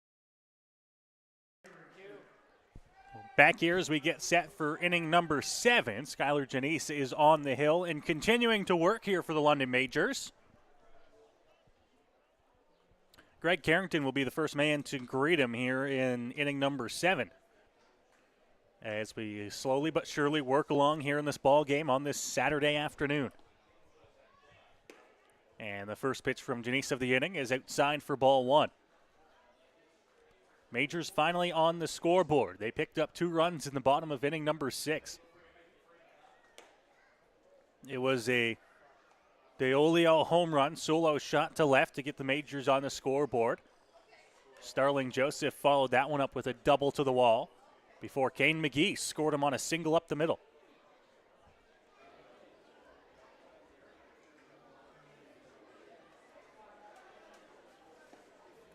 Janice now falls behind 3-0.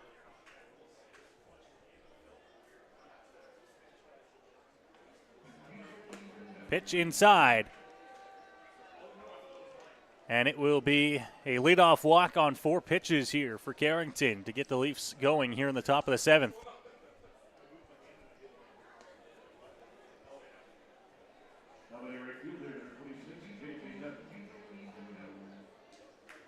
And J.J. Dutton will come to the plate here.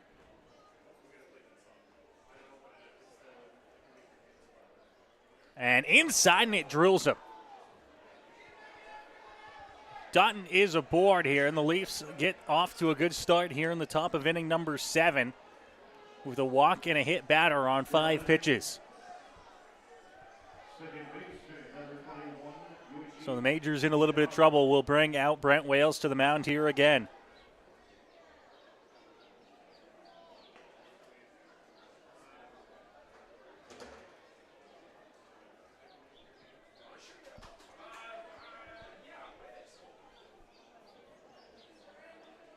Brent Wales just a meeting to go out there and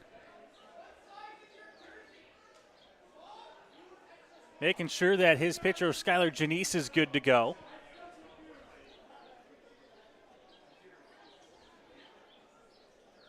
And he's going to continue on here and continue to work.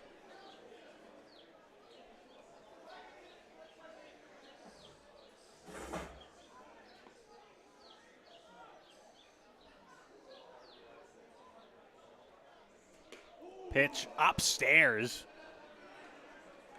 And ducking out of the way for ball 1.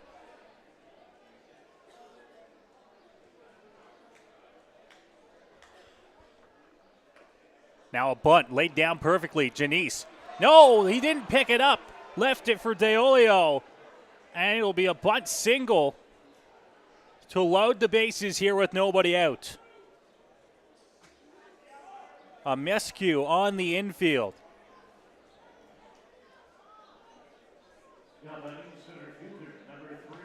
And Ishihara is aboard to load the bases.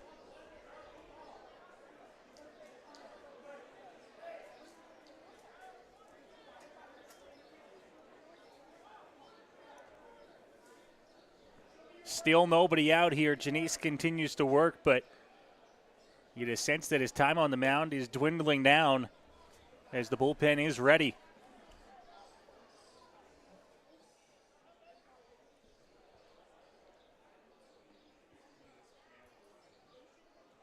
Middle is back on the infield. The corners are in.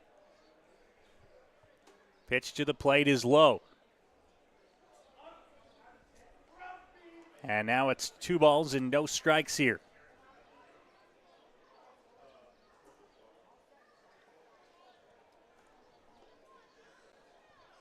DeSantos ready and waiting. That one will miss upstairs.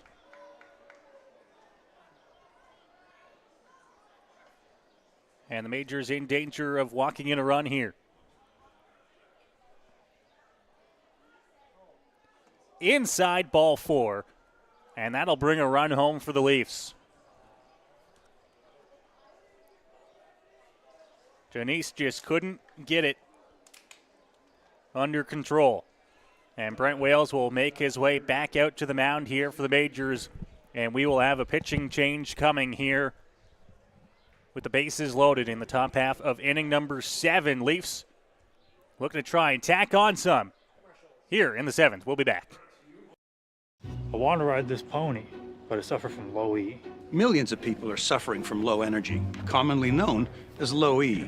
Low E has hurt my performance in the bedroom. I haven't been able to make the bed in years. Now there's hope. Planet Fitness replaces low E with Big E, which keeps you energized and glowing all day. Simply join through the free PF app for only $15 a month. Planet Fitness is a proud partner of your London Majors.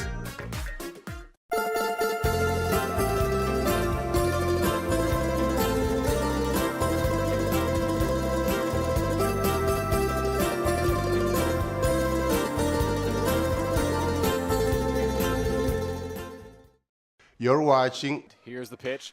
Joseph drills it to right center field. That ball's going back to the warning track, to the wall. Goodbye, baseball. Starling Joseph, a 2-run home run. London Majors Baseball on MajorsTV. Go beyond the scores and get to know the athletes who call the Forest City home. Joseph crushes one. Game Day London brings you in-depth stories and conversations about London's major teams and the athletes. Whether it's in the rink with the Knights or on the field with the Majors, Game Day London has you covered from the start. For fresh and engaging sports coverage, visit GameDayLondon.com, a proud sponsor of MajorsTV.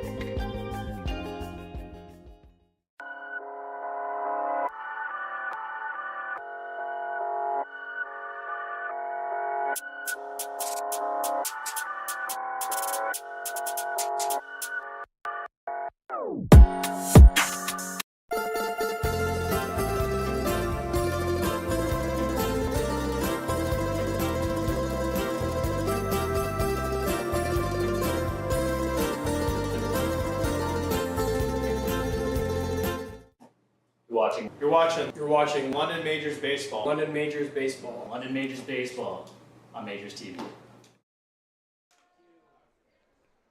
Back here on Majors TV as we have a new arm into the ball game, and he gets a swinging strike on Jose Vinicio on the first pitch he throws. It's Cam O'Reilly into the ball game here for the Majors, the lefty.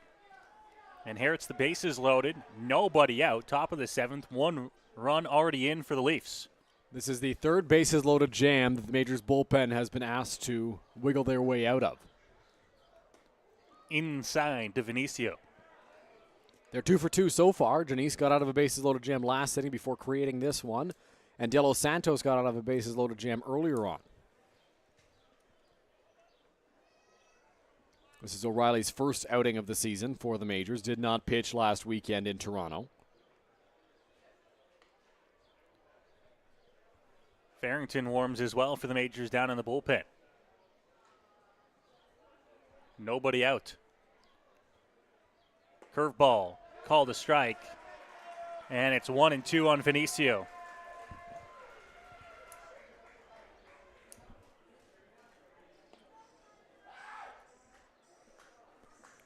Skylar Janice had a 29% strike percentage in his outing. Out of his 17 pitches thrown, 5 of them were strikes.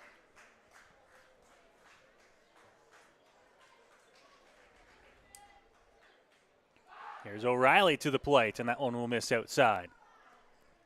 Count moves to 2-2 here on Vinicio.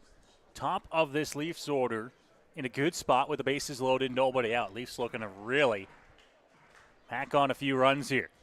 The only better spot you could ask to be in if you're the Leafs is the heart of the order with Mara on deck, but the top of the order in this situation right now is perfect for Toronto. Vinicio pops one up, shallow right field. Reichstein coming on, and he'll be there. Are they going to test the arm? They will. The throw home is offline and in to score the second run of the inning. It'll be a sac fly for Jose Vinicio. Well, Byron Reichstein has one of the stronger arms in the Intercounty Baseball League, so I was surprised, Noah, that they were going to test it there with J.J. Dutton, but the throw was a little bit up the first base line, which allowed Dutton to come in to score and puts home the second run of the inning for the Maple Leafs as the Majors appeal down to third to make sure he tagged up, and the umpire says yes, he did.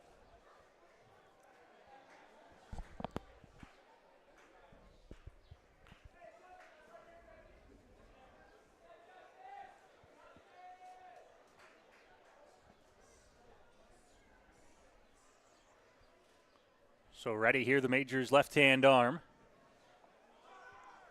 Pitch to the plate, throw down to 3, and it's going to hop off the glove and into left. Thinking about it, but then back to the bag as now Joseph throws down to 2.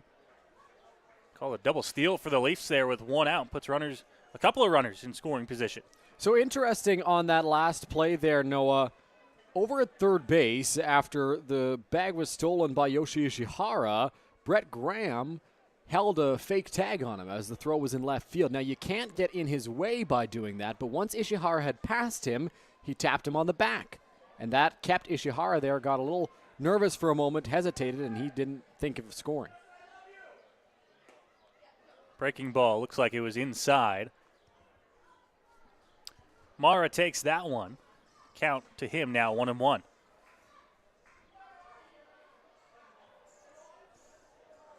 Leafs up 6-2 on the Majors here. Another 2 runs in the 7th. They picked up 4 back in the second inning as the pitch from O'Reilly will miss. Outside, 2-1. Pardon me, 1-1. No, it is 2-1. 2-1, yeah. 1 out in the inning. Majors infield drawn in.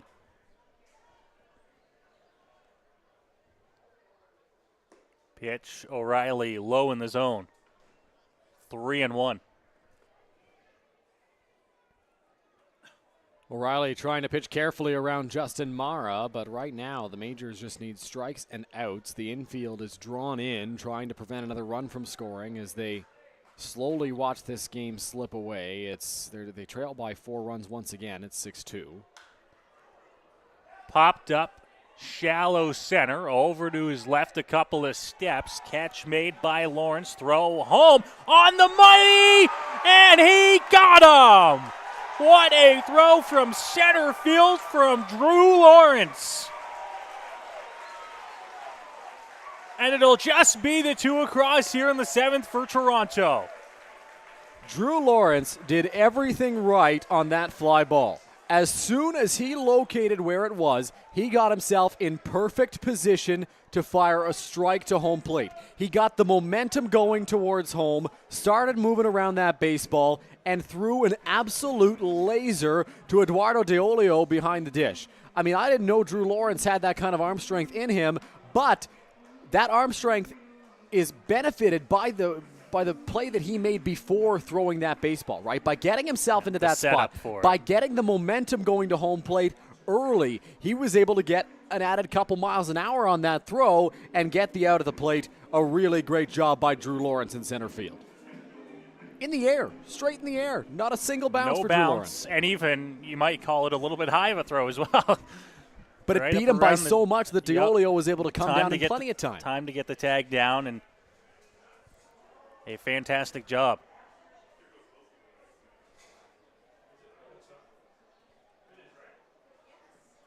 So the Leafs, a 6-2 lead.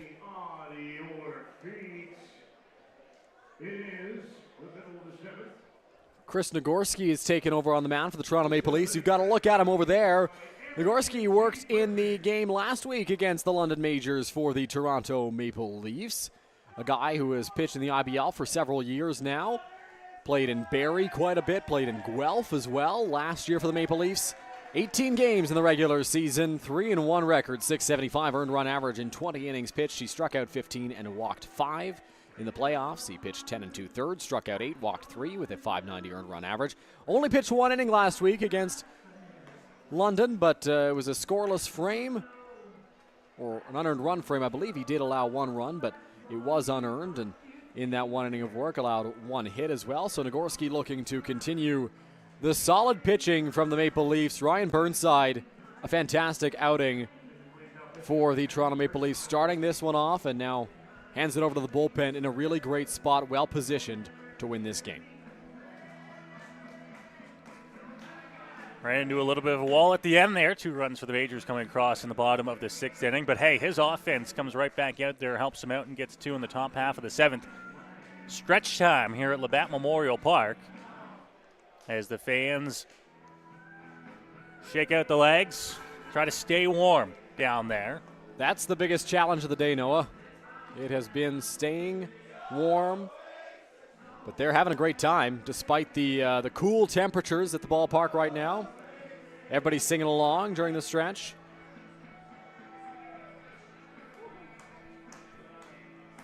So Nagorski ready here as the Majors get set to bat in the bottom half of inning number 7. Into the back third of this ball game, London back down 4.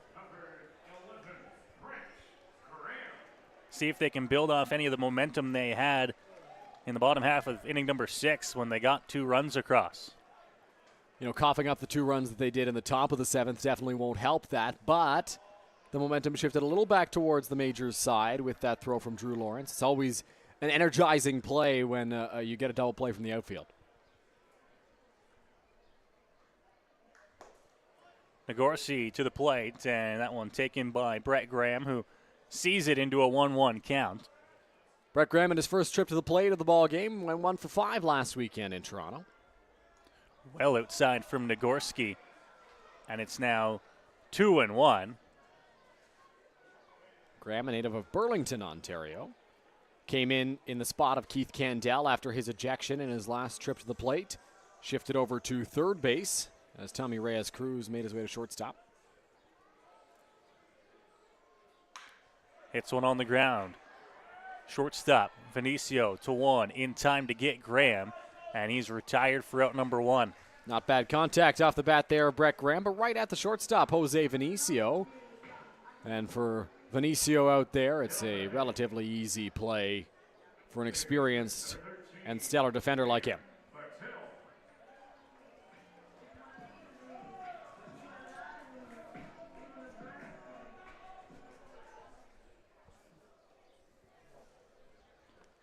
Daniel Patel to the plate here for London as he takes the first pitch low in the zone for ball 1.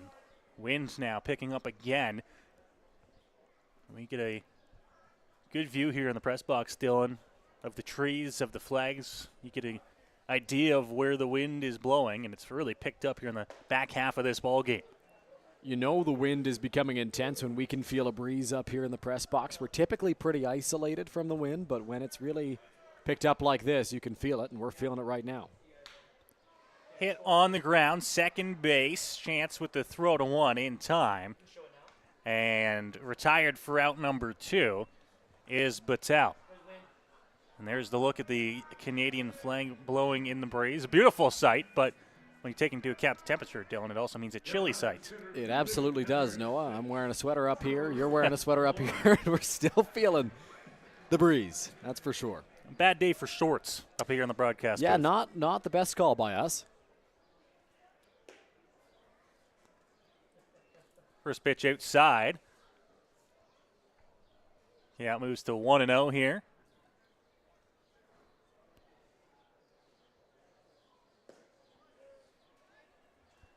This is Drew Lawrence at the plate. Sees that second pitch for a ball.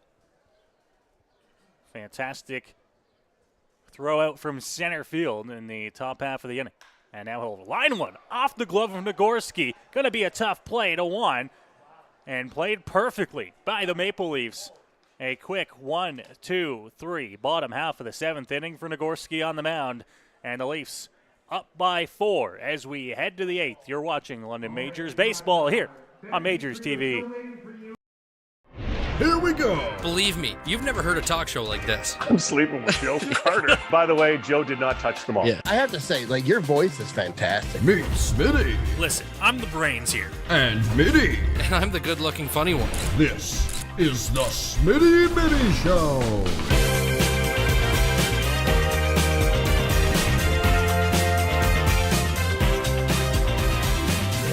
Catch new episodes of the Smitty and Mitty Show wherever you get your podcasts.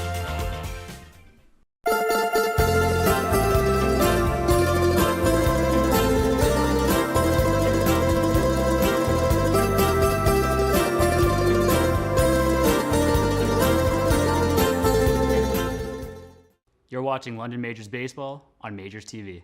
I want to ride this pony, but I suffer from low E. Millions of people are suffering from low energy, commonly known as low E. Low E has hurt my performance in the bedroom. I haven't been able to make the bed in years. Now there's hope. Planet Fitness replaces low E with Big E, which keeps you energized and glowing all day. Simply join through the free PF app for only $15 a month. Planet Fitness is a proud partner of your London Majors.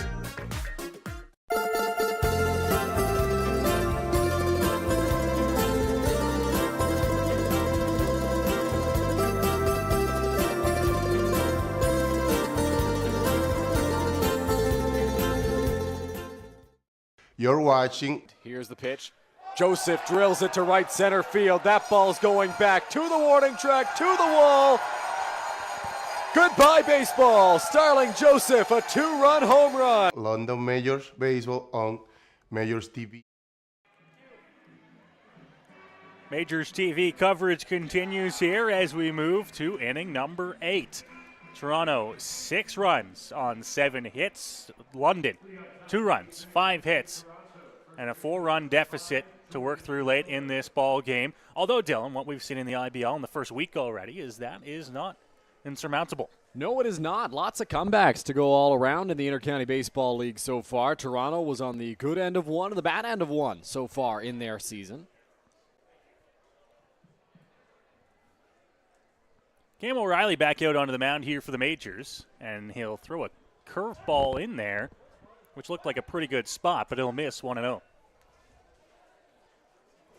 Cam O'Reilly looking to have a better second inning of work than Scott O'Janice had out of the bullpen.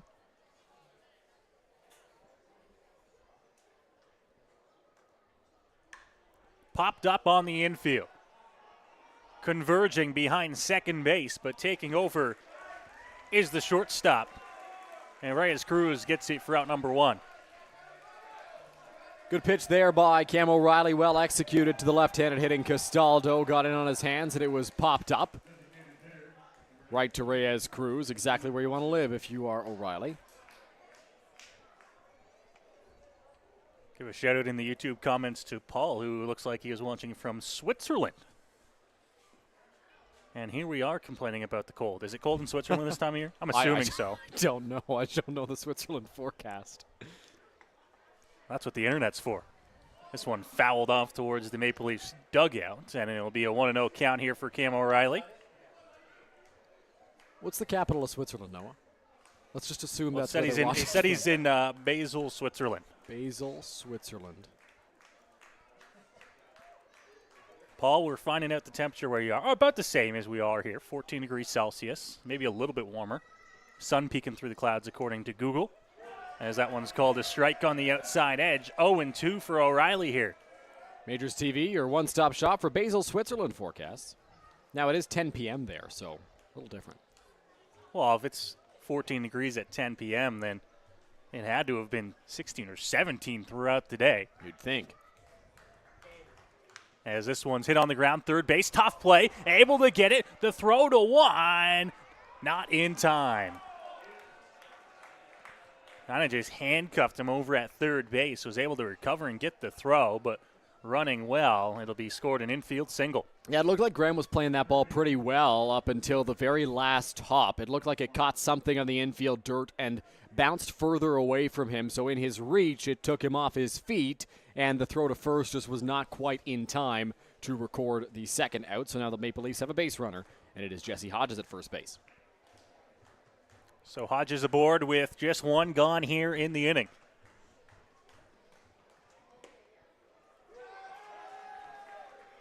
As O'Reilly gets a strike to get ahead in the at-bat 0-1.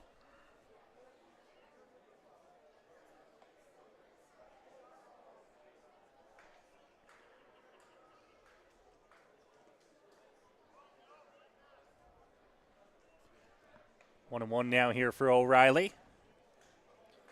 O'Reilly, not an easy task out of the bullpen. He's faced some of the better hitters in this Maple Leafs lineup. If I'm not mistaken, he came in to face Jose Vinicio, and ever since has had to deal with the heart of this Maple Leafs order. Little check move over to one. No dice there for the Majors and O'Reilly.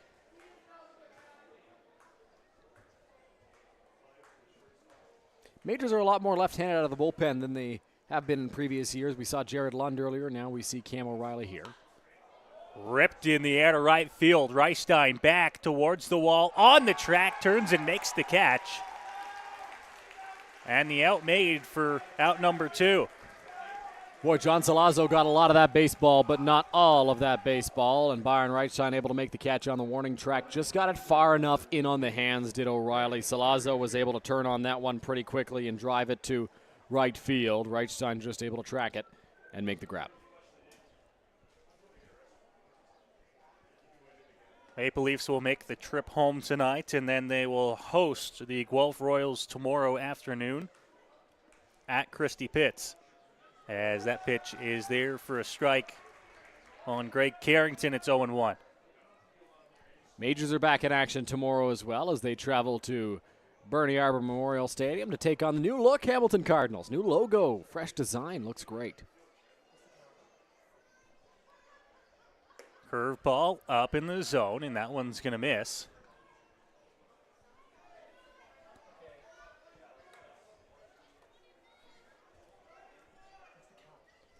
And Carrington here in a nice 1-1 count.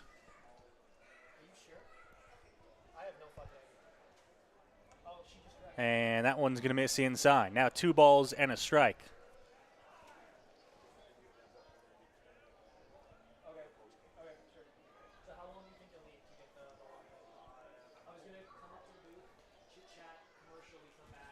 O'Reilly looks over to one. The lefty delivers to the plate, just missing off the outside edge. Another good pitch there from Cam O'Reilly. All around the strike zone for the most part in this outing so far. That one just does not get the call from the home plate umpire. O'Reilly again, 3-1 delivery to the plate, and a good spot, but it'll be ball 4. Carrington aboard with 2 outs. Another walk issued by this Majors pitching staff. Let's give you the number on how many walks it has been so far. Double digits. It's 12 walks issued by the Majors pitching staff in this game. 2 by comparison for Ryan Burnside and the Maple Leafs. Chris Nagorski did not walk a batter, but the Majors have combined to give up 12 walks. 12 walks from the pitching staff, 8 hits for the Maple Leafs. Simple math on that one tells you there's been a lot of traffic on the base paths this afternoon. And I think some of that for the pitchers has to do with the weather, just not being able to grip the baseball the way they want to. But not a recipe for success.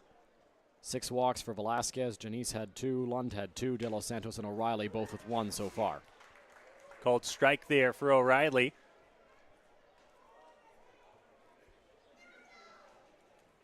Count evened up at 1-1. Runners at first and second here for Toronto in the top half of inning number 8.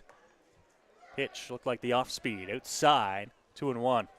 Braden Farrington's been throwing for a little while in that Majors bullpen, slowing down just a little bit. We'll see if he comes into the ball game maybe in the top of the 9th in an ideal situation. But O'Reilly, pretty serviceable out there right now on the mound.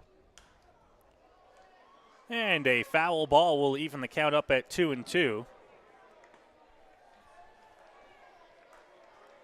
J.J. Dutton at the plate trying to cash another run for the Maple Leafs. Has struck out swinging, looking, grounded out, and been hit by a pitch in the ballgame so far. 2-2. Big pitch for O'Reilly, and it looked like he just didn't have that one out of the hand. The release point was off, and the count moves to full. So the runners will get a head start here with 2 gone in the inning.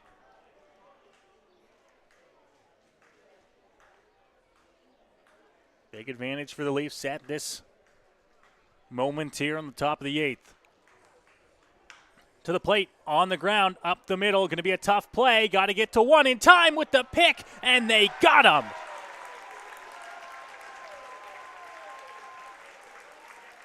Tough play over at second base, but the Majors get out of the top of the 8th inning with another 0 on the board, and they'll head to the bats here, trailing by 4. That's a great play by Dan Battelle over at second base and Kane McGee over at first. Really good job on both ends. For Battelle, he's the one that's got to hold the runner on at second base with the righty up at the plate in J.J. Dutton, right? So Battelle is covering towards second, then he bounces back towards his normal position, so his momentum is going in the other direction of where the ball was hit. So now he's got to charge back, makes the nice backhanded stop, and gets a throw over to first that Kane McGee could handle. You see him on your screen right there walking by. A great pick by the big man over at first base. Really solid job by both the first and second baseman on that last play to get out of the inning and not allow another run. Noah, off the bat, I thought it might sneak through.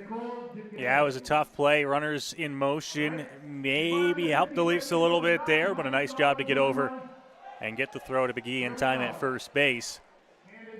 We go to the bottom of inning number 8 here. Majors really needed to get some offense going.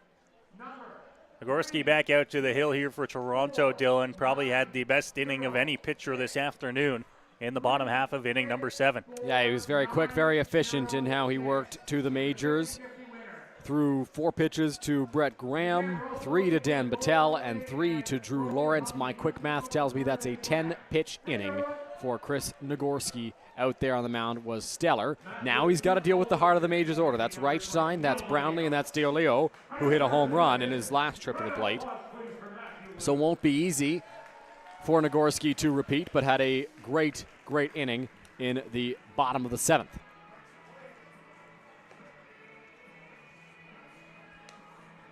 You mentioned the first 3 for London, a good spot in the order to be. Here in inning number 8.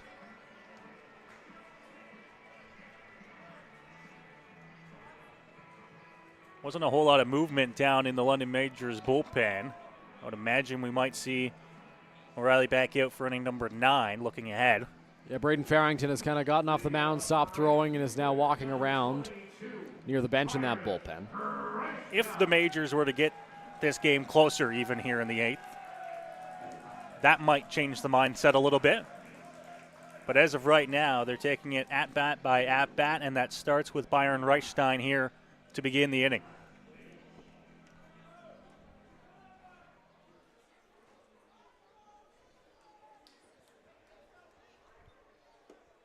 Nagorski ready. First pitch catches the bottom of the zone. Reichstein has accounted for nearly half of the Majors' hits in the ball game. He's got 2 out of their 5. That one will miss to Reichstein. Count evens up at 1-1. Byron all smiles here. Set himself a good afternoon so far. Maybe see if he can add another hit to that total.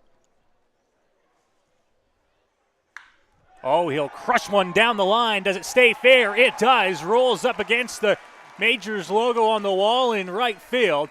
And Byron Reichstein will stroll into second base. His 3rd hit of the afternoon is a leadoff double here in the 8th. Byron Reichstein absolutely turned on that baseball and scorched it down the right field line. Over the head of Castaldo, J.J. Dutton had a long way to run to make that play down the line. Really good piece of hitting there by the Majors right fielder. And that'll bring up Cleveland Brownlee to the plate.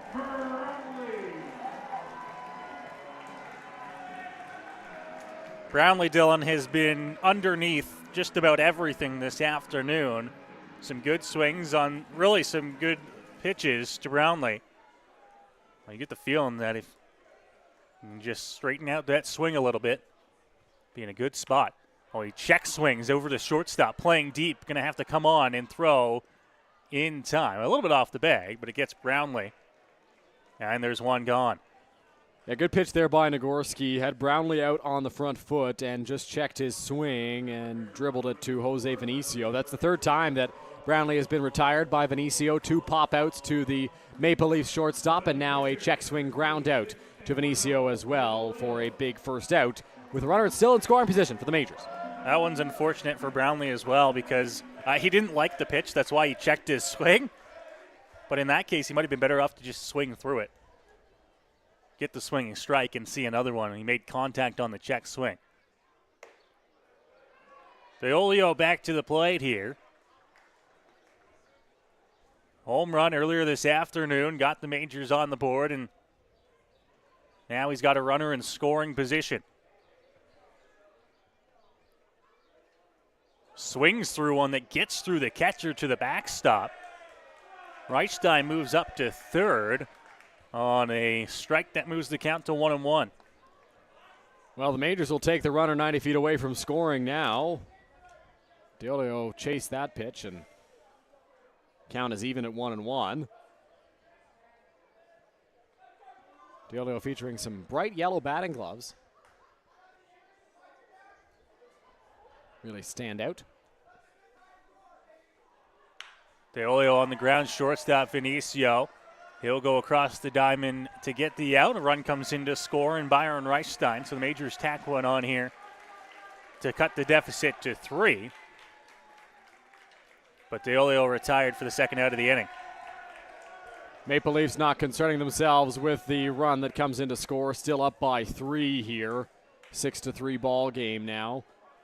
Maple Leafs lead. Majors not out of this thing by any stretch of the imagination. There is no action in the Leafs bullpen.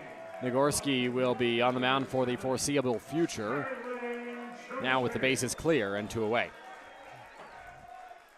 Well, and save and accept the Byron Reichstein double down the right field line. He's done a great job against the Majors bats so far. Umpire holding up there.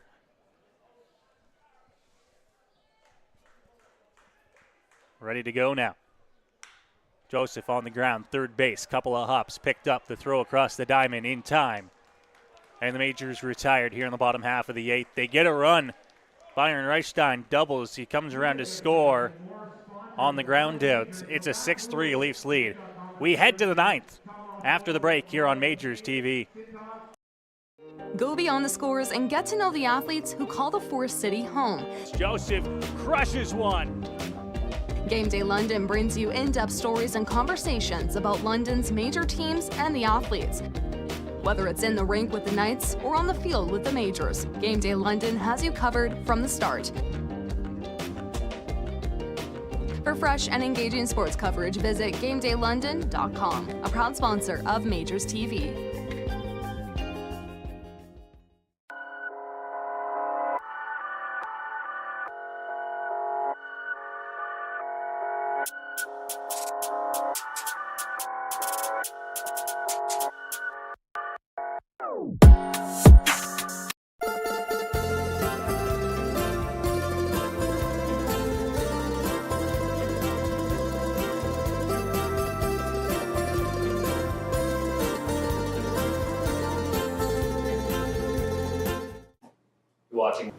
You're watching London Majors Baseball. London Majors Baseball. London Majors Baseball on Majors TV.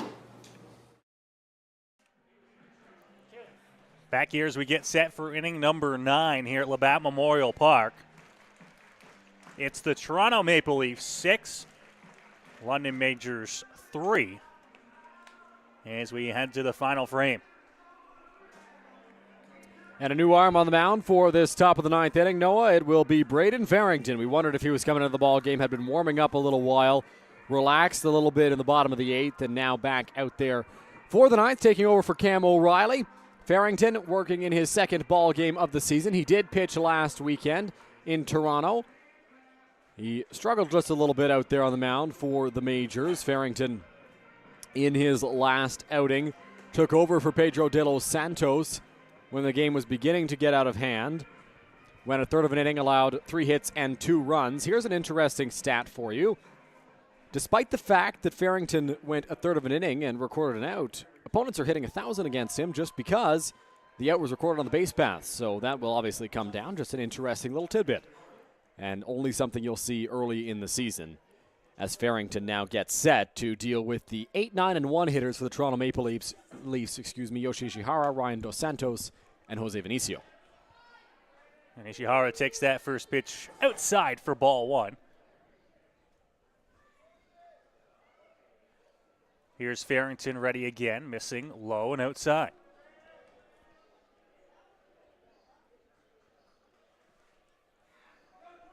Falling behind 2-0 early here, and now some action down in the Maple Leafs bullpen. That one gets away from Farrington. 3 balls and no strikes. Really struggling to try and pick up the zone here is Farrington. Looks like Adam Mara loosening up in the Maple Leafs bullpen once again for Toronto. He closed out, or attempted to close out, the last game for the Maple Leafs against the Barrie Baycats, the game that the Maple Leafs ended up losing. And here's the pitch from Farrington. That one does catch the zone. A strike called, and it's 3-1.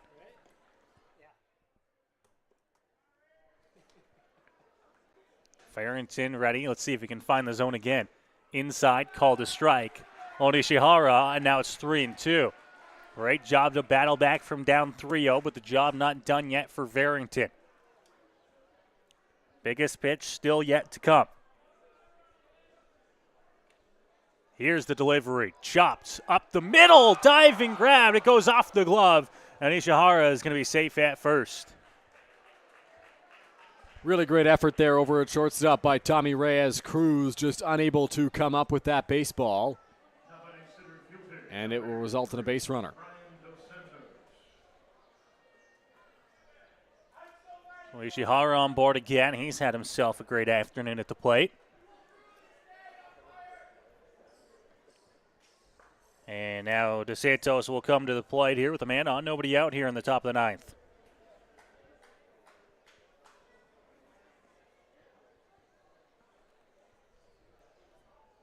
The look delivery, Farrington, outside edge, called a strike, and he gets ahead 0-1. Much better job by Braden. He fell behind 3-0 to Ishihara, and now he's thrown 4 straight strikes. Drops it in there, just missing low, 1-1.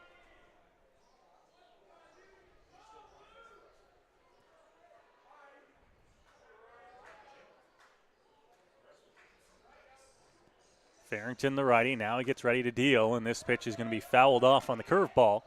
Out of play into the netting behind home plate. Farrington now ahead of Dos Santos 1-2, looking to put him away. Dos Santos has only been retired once in the ball game. That was a strikeout, and Ryan Dos Santos has followed that strikeout up with 3 walks in his last 3 plate appearances. Ready the 1-2, bounce to the plate, DeOlio with the block. Keeps it in front of him, keeps the runner where he is at first, and the count evens up at 2-2.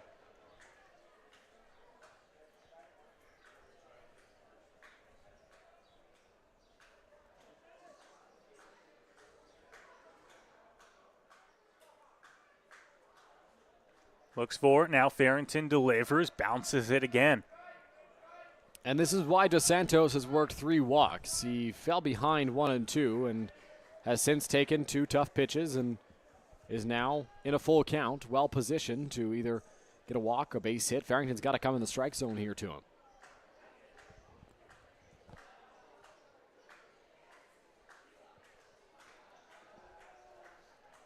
Ishihara the lead at 1. Pitch, and it gets past DeOlio, ball 4. Ishihara rounding 2, but he'll hold it there.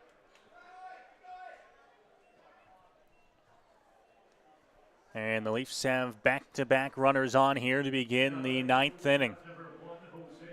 Yeah, single for Yoshi Ishihara and then a walk for Ryan Dos Santos have the Leafs well positioned to add on to their lead. It feels like every time the Majors have some momentum going in their favor, the Leafs have been right there to squash it. And you look at the the score line, and it was 4 runs for the Maple Leafs in the second inning. Majors were zeros all the way until they scored 2, and then Toronto responded with 2 of their own, as now first base umpire Steve Cochran has come in to talk to Braden Farrington.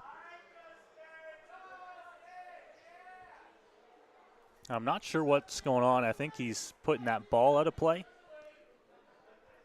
Now, I wonder if Farrington may have gone to his mouth there and touched the baseball, and then I couldn't really tell what that was about, but Steve Cochran was very adamant. He was all over it for sure. Yeah, he was very adamant. He was pointing at the dugout, says that ball's got to come off, and it did.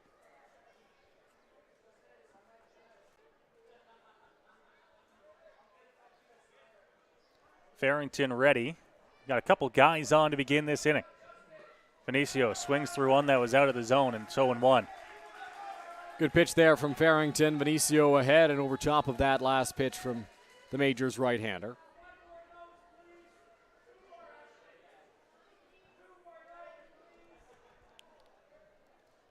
Checks back at the runner at 2. To the plate, Vinicio popped up on the infield.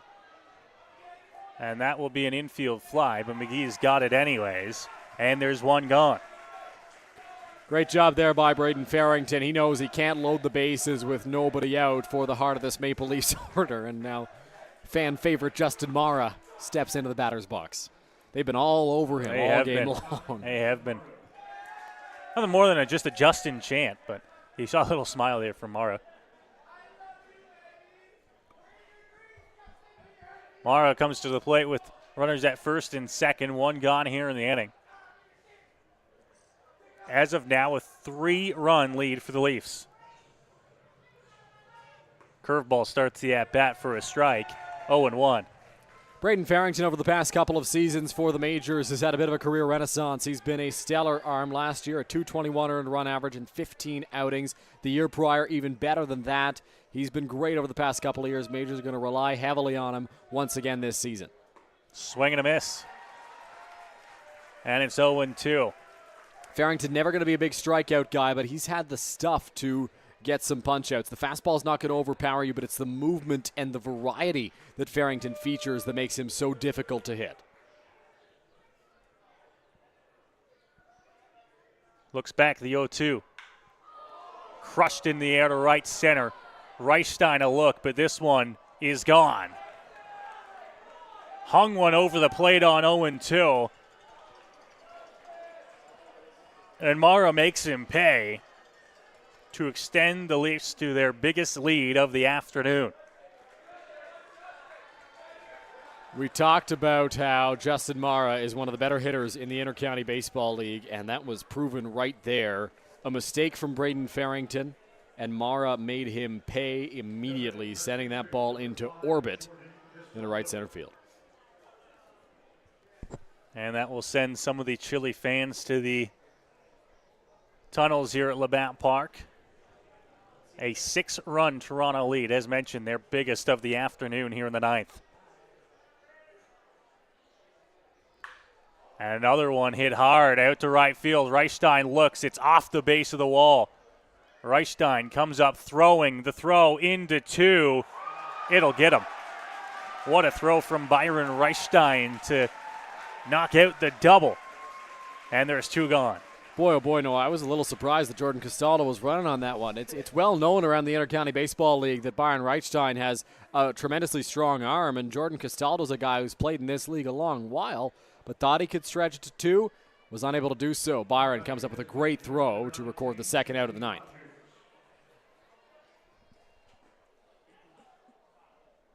So Hodges will come to the plate with 2 gone now after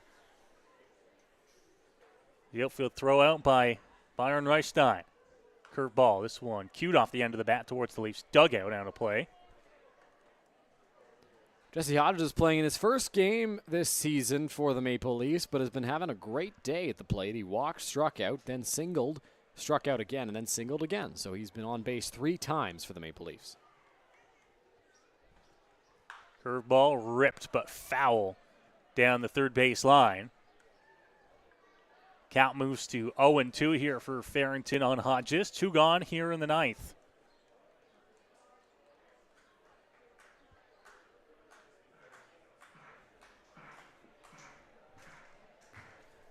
Majors will have their work cut out for them in the home half. Farrington trying to get him there. 0-2 off the plate. Now 1-2. Yeah, the Majors will have to come back from a 6-run deficit if they want to win this ball. If they even want to tie this ball game, they'd have to score 6 in the bottom of the ninth. These 3 runs added by the Maple Leafs, big. 1-2 inside, just narrowly missing hitting Hodges. 2-2. Had to be careful there. Farrington tried to crowd him a little bit.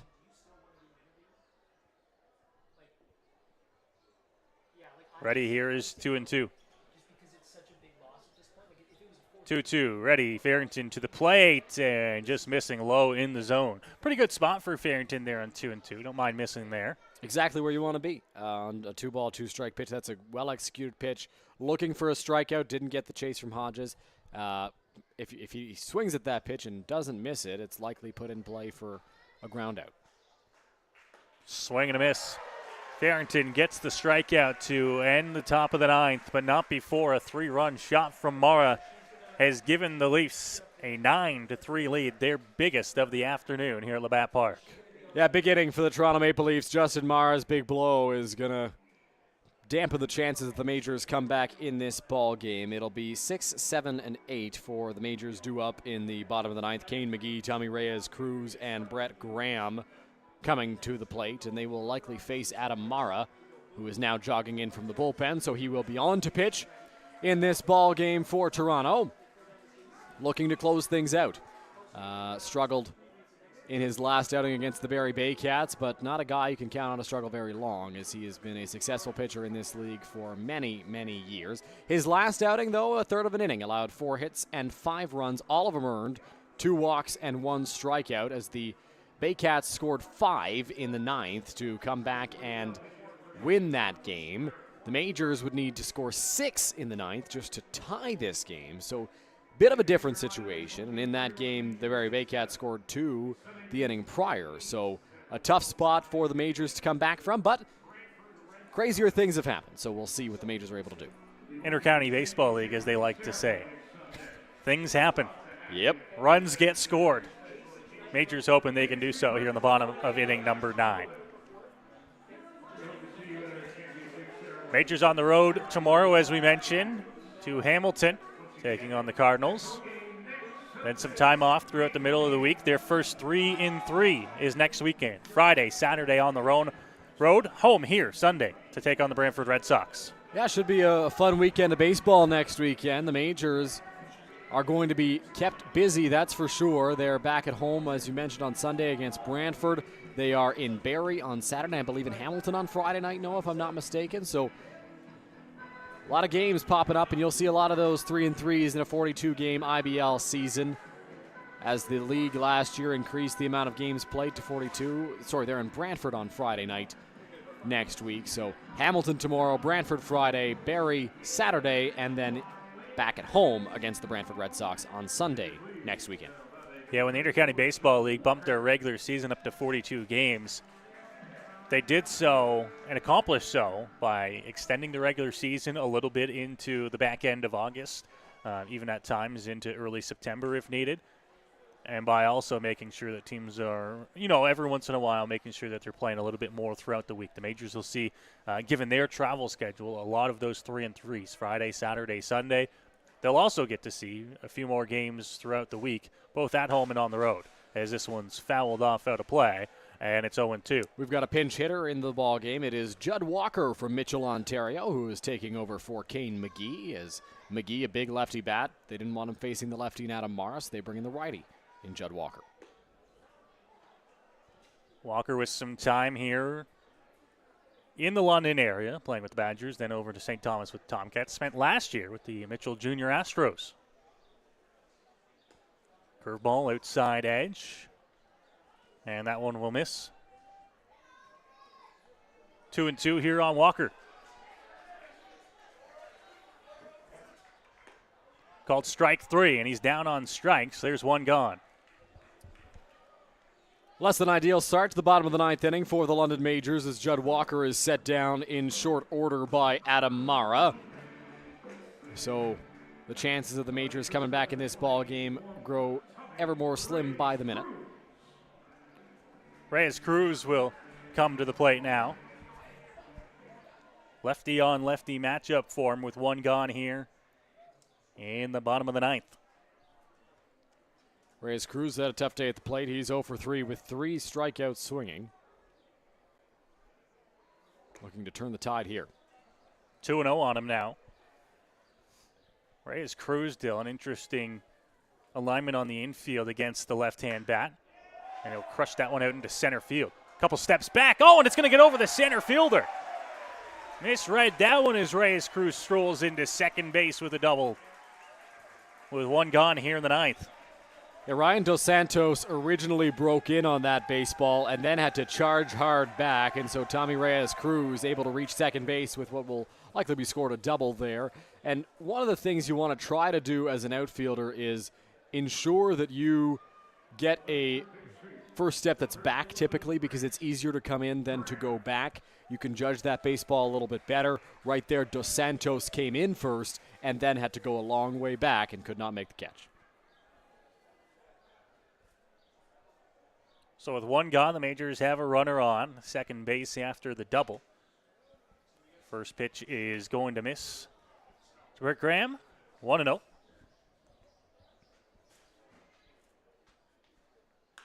Now he'll pop one up. Sky high on the infield. Converging behind the mound, it's Vinicio there. The captain of the infield takes over and makes the grab for out number 2. Really great job there by Jose Vinicio taking control. Adam Morrow was looking up into the sky thinking he might be the best bet to make that catch, but in an ideal situation, you don't want your pitcher going anywhere near a pop fly. And Noah, you've got a great story that you've shared on the broadcast before of the directive that was given to you when it comes to pop flies on the mound. You always got to share that once a year, I think, because it's such a good story. Listen, one time back when I was playing, they said, Noah, get out of the way. Said, run away. Run wherever you think the ball is going, go the opposite way. Because that mound is just going to wreak havoc for anybody out there. The only time that it's really ever going to be a pitcher's job is if it's directly on the rubber. Yeah. In which case, still even, you'll see shortstop, second base take over sometimes as well. Yeah, absolutely. And right there, Vinicio took over right around the mound. All the infielders converged, but it's the shortstop's priority, and the shortstop said, I got it, and made the grab. Right, those ones right behind the pitcher's mound, they're the most dangerous for a pitcher because, oh, that's only 2 feet behind me. That's an easy catch, but you trip over the rubber. All of a sudden, you got a foot drop off the back of the mound. Can turn to disaster real quick. It's a 2-1 count here with 2 outs. This one's fouled off and goes back to the screen. Now 2-2, Leafs a strike away from ending this one. Dan Battelle just did get a piece of that baseball, fouled it straight back to the screen. I thought for a moment that he swung and missed at it and that Reyes Cruz could move up to third base, but astutely called a foul ball. 2-2 ready. Popped up, foul territory. Fans go running for it, but that one's going to land in the seats. Excuse me, we got a pinch hitter. This is not Dan Battelle. This is Will Pollard into the ball game. Brent Wales doing his best interim managing since Rup Chanderdat was ejected from the ball game. He's getting some guys in here. Pollard, a London native, went to Western University. And a called strike 3 ends the ball game. The Maple Leafs roll into London here for the 2023 home opener. They put up 9 runs on 11 hits, no errors, and win this ball game by a final score of 9-3. A disappointing home opener for the London Majors, to be sure. Difficult outing for Abdiel Vasquez in his first go-around as a London Major, and then it kind of snowballed from there. Overall, not a terrible performance for Vasquez, just a tough inning. It was the strikes that were the biggest issue for the Majors in this contest. Lots of misses, lots of balls. I believe they finished the game under 50% of their pitches being strikes. You can't have that. Well, the London Majors here today, you look at the pitching side of things because obviously they gave up 9 runs today. That's what you're going to think is what lost you the ball game. But the London Majors, they had that 4-run top of the second inning. But after that, there was a 4 or 5 inning stretch where the Majors pitching was able to shut down the Toronto Maple Leafs. And that is when the offense needed to get back into this ball game. They needed to get some momentum going London's way. They didn't end up doing that to the bottom of the 6th, and then they gave up 2 more runs back in the top of the 7th. So it was just never going London's way. They'll look to try and regroup and get back at it tomorrow on the road. Yeah, absolutely they will. Once Vasquez went a few scoreless innings, Pedro de los Santos came in, was scoreless as well. So a good job by the Majors pitching staff after that, but then a couple of spotty innings here and there. The big blow being Justin Mara late in the ball game, sending this one to a 9-3 score. So the Majors drop this one. The final score 9-3, and with that, we'll send it down to the third member of our crew, Jaci Solomon, to help us wrap up this one. Jaci?